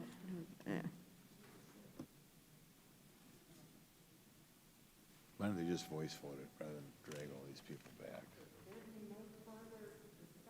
The question now occurs on adoption of the substitute amendment offered by the chair. All those in favor shall signify by saying aye. Aye. Aye. All those opposed shall signify by saying nay. In the opinion of the chair, the ayes have it, and the amendment in the nature of a substitute is adopted. Okay. All right, now. The question now occurs on ordering the bill reported to the House with a favorable recommendation. Those in favor shall signify by saying aye. All those opposed shall signify by saying nay. In the opinion of the chair, the ayes have it, and the bill is ordered to be reported favorably to the House. Okay, we're moving on. Now pursuant to notice, I call up H.R. 7936, the Federal Employee Access to Information Act. The clerk will report the resolution, which was distributed electronically in advance. H.R. 7936, the Federal Employee Access to Information Act. Without objection, the bill is considered read and open to amendment at any point. The chair recognizes herself to offer an amendment in the nature of a substitute. Copies of the amendment have already been electronically distributed to members. The clerk will report the amendment. Amendment in the nature of a substitute to H.R. 7936, offered by Ms. Maloney of New York. Without objection, the amendment is considered read and will serve as the base text for purposes of amendment. I recognize myself to speak briefly about this legislation. I introduced the Federal Employee Access to Information Act, along with Chairman Conley, to protect federal employees from retaliation for exercising their right to request information from the government under the Freedom of Information Act or the Privacy Act. FOIA and Privacy Act requests are essential tools for the public to obtain government information and to hold the government accountable. Federal employees must be free to access such information in the same way as any other member of the public. The Freedom of Information Act has long been a bipartisan issue in this committee, and we have worked over the years to strengthen the right to request and obtain information from federal agencies. Federal employees should not lose that right simply because they are working as public servants. This bill would not give federal employees any special rights to obtain information from the government. It would be triggered only if an agency took a personnel action in retaliation against an employee because the employee filed a FOIA or Privacy Act request. I introduced this bill after being contacted by a federal employee who was concerned about a personnel action that had been taken as retribution for the employee's FOIA request. Under this bill, the law would explicitly protect against such retaliation. It is a simple, good government, transparency improvement, and I urge every member to support it. I now yield to Ranking Member Comer for his comments. Thank you, Madam Chair. This bill, the Federal Employee Access to Information Act, aims to protect the rights that federal employees and applicants for federal jobs currently enjoy. Whistleblowing by federal agency employees is critical to Congress's and this committee's ability to identify and stop federal waste, fraud, and abuse. I wholeheartedly support and defend it, but I'm not yet prepared to support this bill. I don't need to remind anyone in America that over the past 2 years, the Democrats' record with whistleblowers is less than stellar. The impeachment whistleblower, the postal whistleblower, the recent Homeland Security whistleblower, wrong, all wrong, and all with political motives to harass and take down this president. It's not to reform the agencies if it's not for good government. Time and time again, House Democrats have taken advantage of and spread disinformation about whistleblowers. Remember Adam Schiff. I have concerns about this bill and the process, or better said, lack of process, that has preceded this markup. This committee has not completed a bipartisan investigation of the problem the bill seeks to address, nor has the committee held any hearings related to the bill or its subject, not one. As a result, we do not know the facts of the matter or the ramifications of this bill. Without that knowledge, we cannot know whether we are addressing a systematic problem that truly merits new statutory action by Congress. At this point, to base a bill that changes federal laws off one known case is an overreach of the legislative process. We should not legislate on antidotes. I urge my colleagues to oppose this bill and yield back the balance of my time. The gentleman yields back. Who seeks recognition? There being no further discussion, the question now occurs on adoption of the substitute amendment offered by the chair. All those in favor shall signify by saying aye. Aye. All those opposed shall signify by saying nay. No. In the opinion of the chair, the ayes have it, and the amendment in the nature of a substitute is adopted. The question now occurs on ordering the bill reported to the House with a favorable recommendation. Those in favor shall signify by saying aye. All those opposed shall signify by saying nay. No. In the opinion of the chair, the ayes have it, and the bill is ordered to be reported favorably to the House. Done. So let's go. Now, pursuant to notice, I call up the following postal naming bills, which were distributed in advance. They are H.R. 2277, H.R. 5562, 5972, 5983, 7502, 5451, 6016, 6418, 7088, and 7810. Without objection, the bills are considered read, and I would request unanimous consent for their immediate consideration in block. Without objection, the bills are passed. That's it? That concludes the business today. No, recess. Okay, we're going into recess for floor votes. We will take postponed votes relating to H.R. 8109 at 4:30 after the floor votes, and the committee is now in recess. Thank you. Thank you.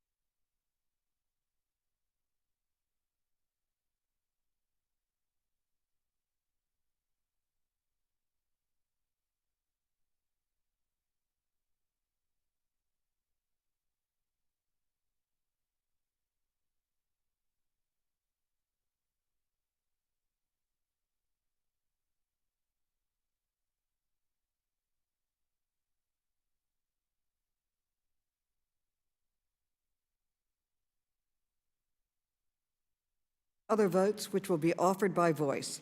I expect one of those to also get a roll call vote.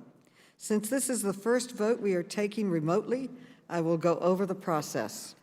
We will give the clerk a minute to set up for this vote, and we will allow everyone who is present the ability to be recorded. You must have your video on in order to have your vote recorded. We want to facilitate every member's right to vote, so you will need to unmute yourself when the clerk calls your name in regular order. The clerk will repeat your vote to you. Everyone not voting will be muted, so the votes can be heard and recorded by the clerk. Once we complete the roll, the clerk will then call through the names of the members who are not yet recorded and who have their cameras on. If members want to ask how they are recorded or change their vote, they can contact committee staff through the chat function or via email, or they can unmute their microphones. Please don't worry. We will record everyone who has their video on. It may take more than one pass through the list.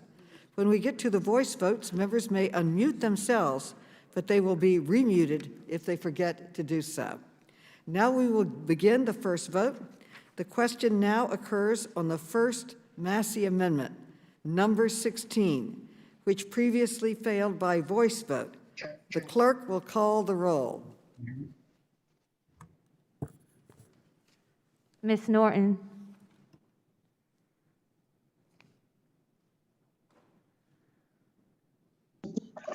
No. Ms. Norton votes no. Mr. Clay.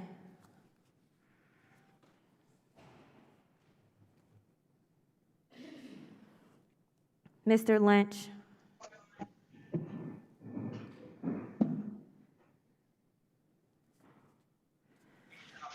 Mr. Cooper. Mr. Cooper votes no.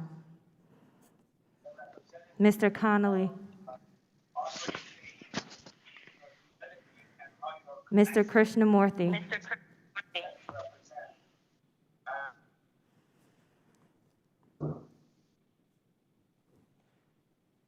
Mr. Raskin.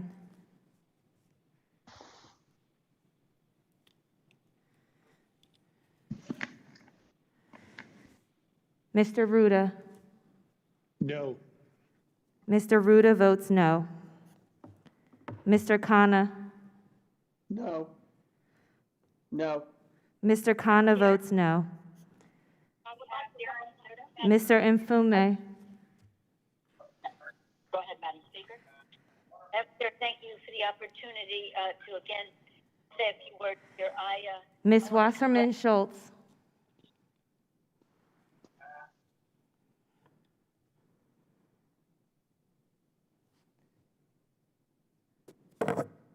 Mr. Sarbanes.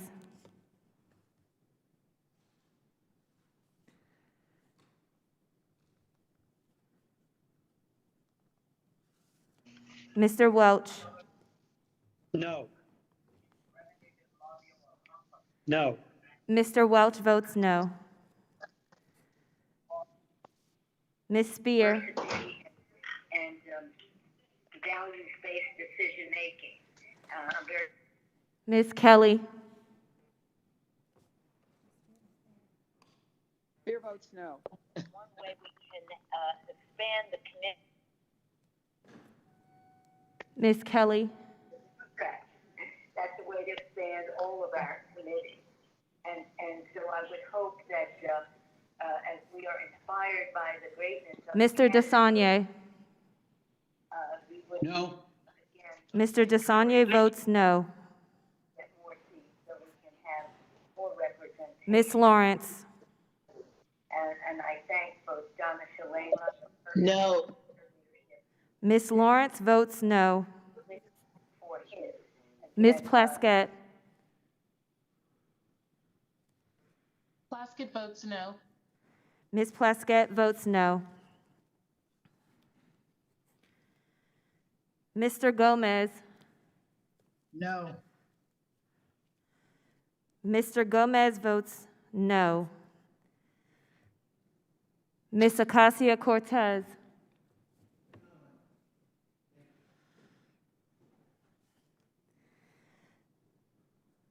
Ms. Presley.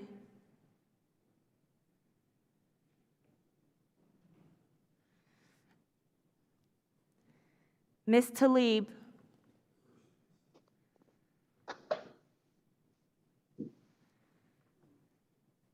Ms. Porter. No.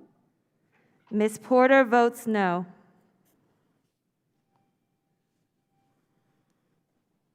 Madam Chair, how am I recorded? This is Congressman Raskin. Mr. Raskin, you are not recorded. I would like to be recorded no. Mr. Raskin votes no. Madam Chair, it's John Sarbanes. How am I recorded? Mr. Sarbanes, you are not recorded. Sarbanes votes no. We're still going through the order, so let's go through the order now and then add the other names, okay? Follow regular order. Okay. Mr. Comer. Yes. Mr. Comer votes yes. Mr. Jordan. Mr. Jordan votes yes.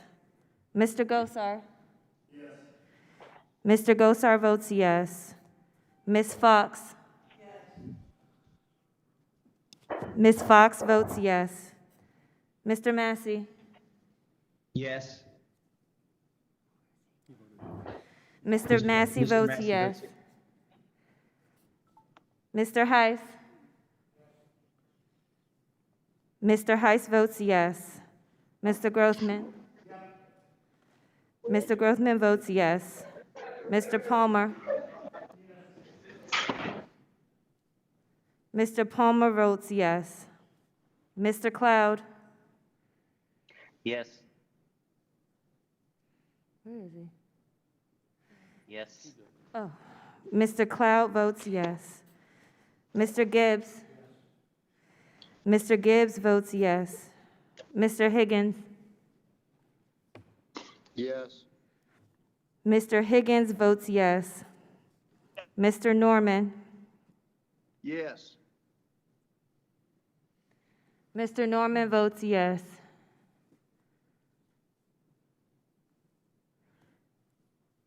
You guys see Norman? Oh, I see him. Mr. Roy. Yes. Where is he? You guys see Norman him? and Roy are in the same video.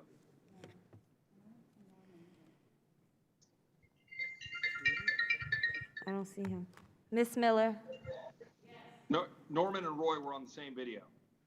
Where are they? He needs to turn his video. We have to see him on video.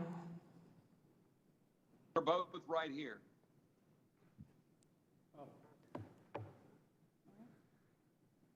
I don't see him. All right. You got Norman and Roy? I do not see Mr. Roy. Oh, I see them now. Yes, now I see him. Mr. Roy? Yes. Mr. Roy votes yes. Mr. Green? Yes. Mr. Green votes yes. Mr. Armstrong? Yes. Mr. Armstrong votes yes. Mr. Stubbe? Yes. Mr. Stubbe votes yes. Mr. Keller?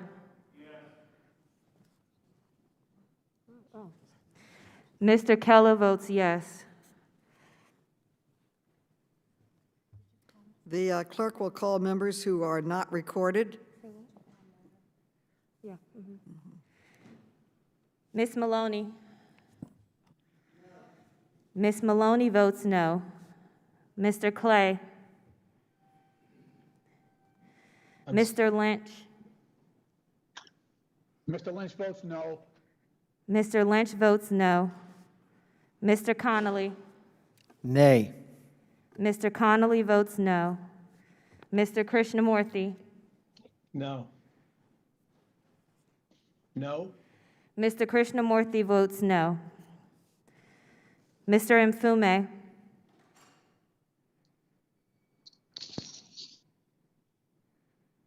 Mr. Mfume votes no. Mr. Mfume votes no. Ms. Wasserman Schultz? Wasserman Schultz votes no. Ms. Wasserman Schultz votes no. Mr. Sarbanes?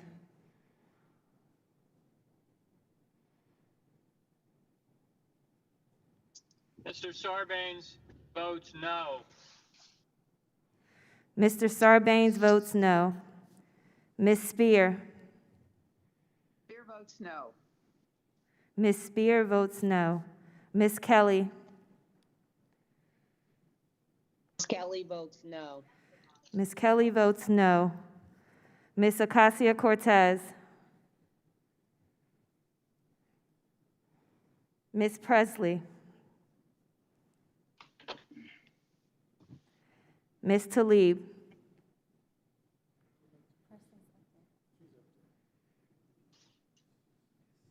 Ms. I'm sorry, was I recorded? This is Ms. Presley. I said no. Ms. Presley votes no.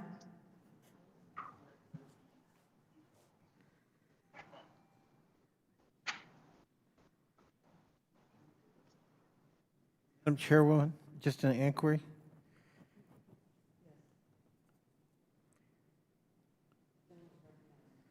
It's me. I just have an inquiry. I'm a little concerned that people have already, before you said regular order, in fact, been recorded. If the implication of asking them a second time is you're not recording it, even though they said it and they were there, they may have thought it was then safe to leave.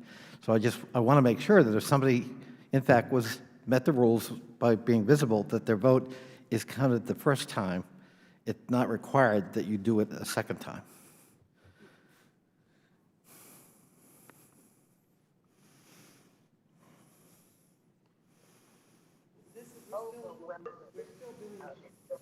Still doing the first vote. I know, but there were people who said, how am I recorded, before you said we're going to go through the Right. roster. Mm-hmm. All right, but I'm Okay. just nervous that somebody taking that as having been recorded Okay, leaves their station and then misses the vote. all right. Well, Thank you. thank you. Is there any member who has not voted? Is there any member wishing to change his or her vote?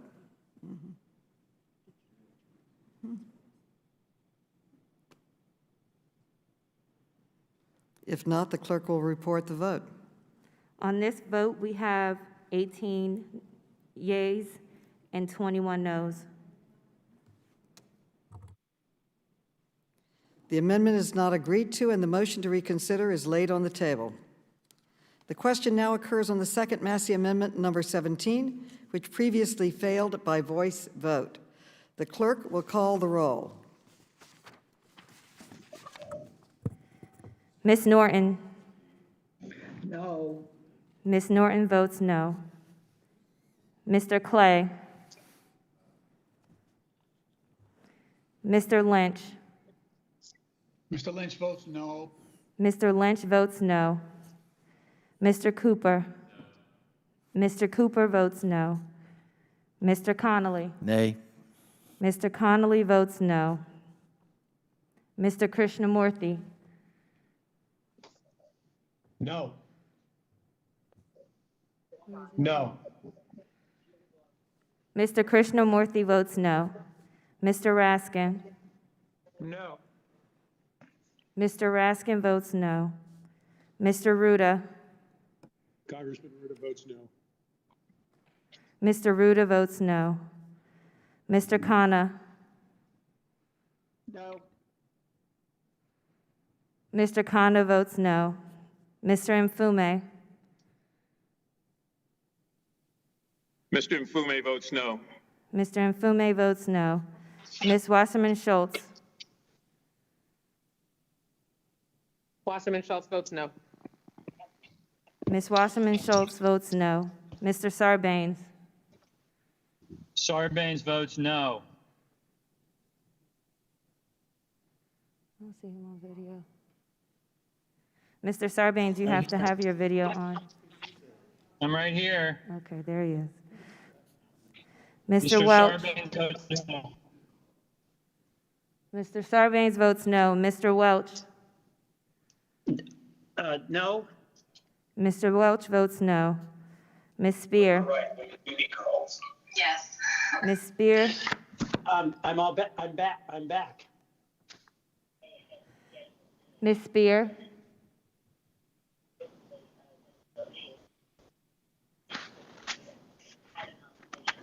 Spear votes no. Ms. Spear votes no. Ms. Kelly, Kelly votes nay. Ms. Kelly votes no. Mr. Desagne, DeSaulnier votes no. Mr. Desagne votes no. Ms. Lawrence,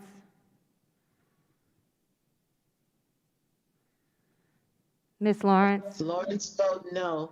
Ms. Lawrence votes no. Ms. Plaskett,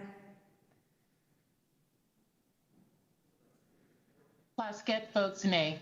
Ms. Plaskett votes no. Mr. Gomez, No. Mr. Gomez votes no. Ms. Acacia-Cortez, Ms. Presley, Ms. Presley votes no. Ms. Presley votes no. Ms. Tlaib,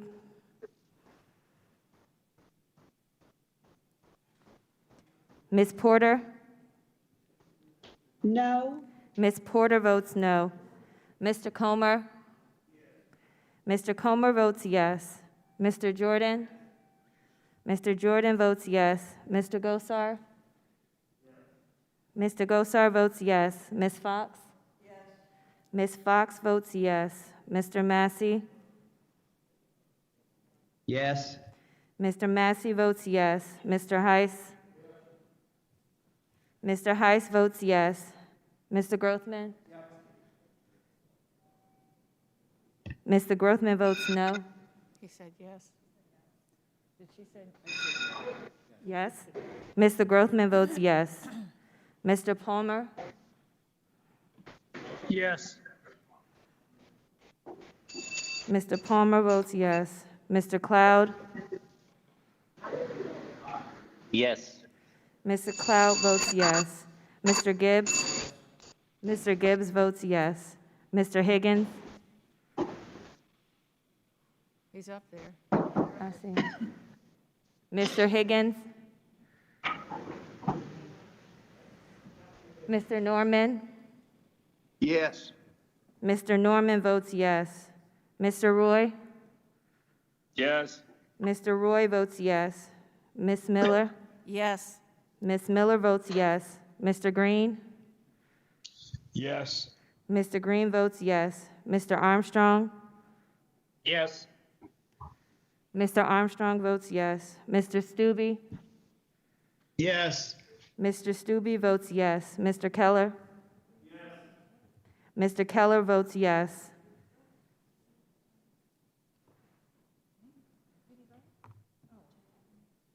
Ms. Maloney? Ms. Maloney votes no.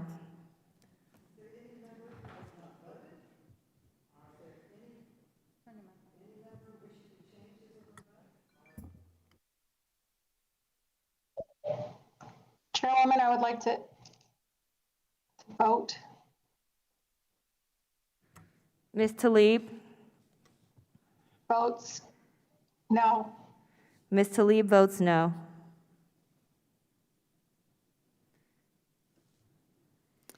Okay, is there any Miss- member who has not voted? Is there any member wishing to change his or her vote? Chairwoman, how am I recorded? Who's calling? AOC, okay. You are not recorded. No. Ms. Acacia-Cortez votes no.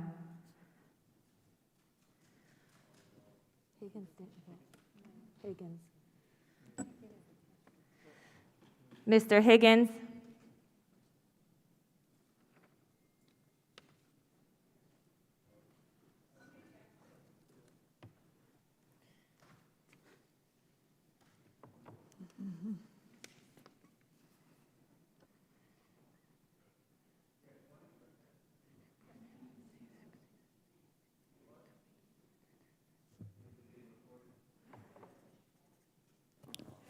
All right, Hank. You gonna call him?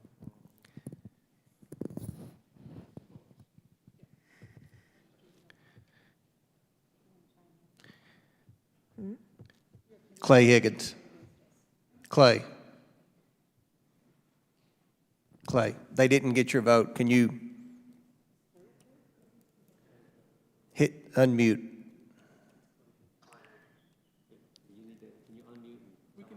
Okay, yeah, you can do it here. Madam Speaker. Mr. Higgins? Mr. Chairman, Madam Chairman. You say yes. Am I recorded? You are not recorded. You're not recorded. It's a Massey amendment.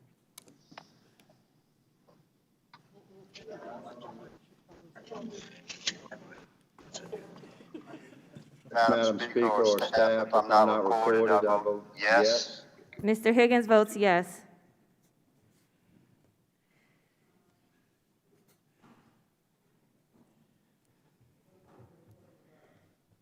The clerk will report the vote. On this vote, we have 18 yeas and 23 noes. Okay, the amendment is not agreed to, and the motion to reconsider is laid on the table. The question now occurs on adoption of the substitute amendment offered by the chairwoman de novo. This is a voice vote, and members may unmute themselves. Madam You Chairwoman. will be remute I vote if you forget to. Tell Clay second. Yeah, it's fine. Fine, okay. You will be remuted if you forget to, so after the vote. All those in favor shall signify by saying aye. Aye. All those opposed shall signify by saying nay. Nay. In the opinion of the chairs, the ayes have it, and the amendment in the nature of a substitute is adopted. I move that the bill as amended be reported favorably to the House. The question now occurs on ordering the bill reported to the House with a favorable recommendation. This is a voice vote, and members may unmute themselves. You will be remuted if you forget to do so after the vote. Those in favor shall signify by saying aye. Aye. All those opposed shall signify by saying nay. No. In the opinion of the chair, the ayes have it, and the bill is ordered to be reported favorably to the floor. Okay, for what purpose does the, The motion's agreed to. There we go. okay, the motion is agreed to, and the bill shall be reported to the House with a favorable recommendation. The motion to reconsider is laid on the table.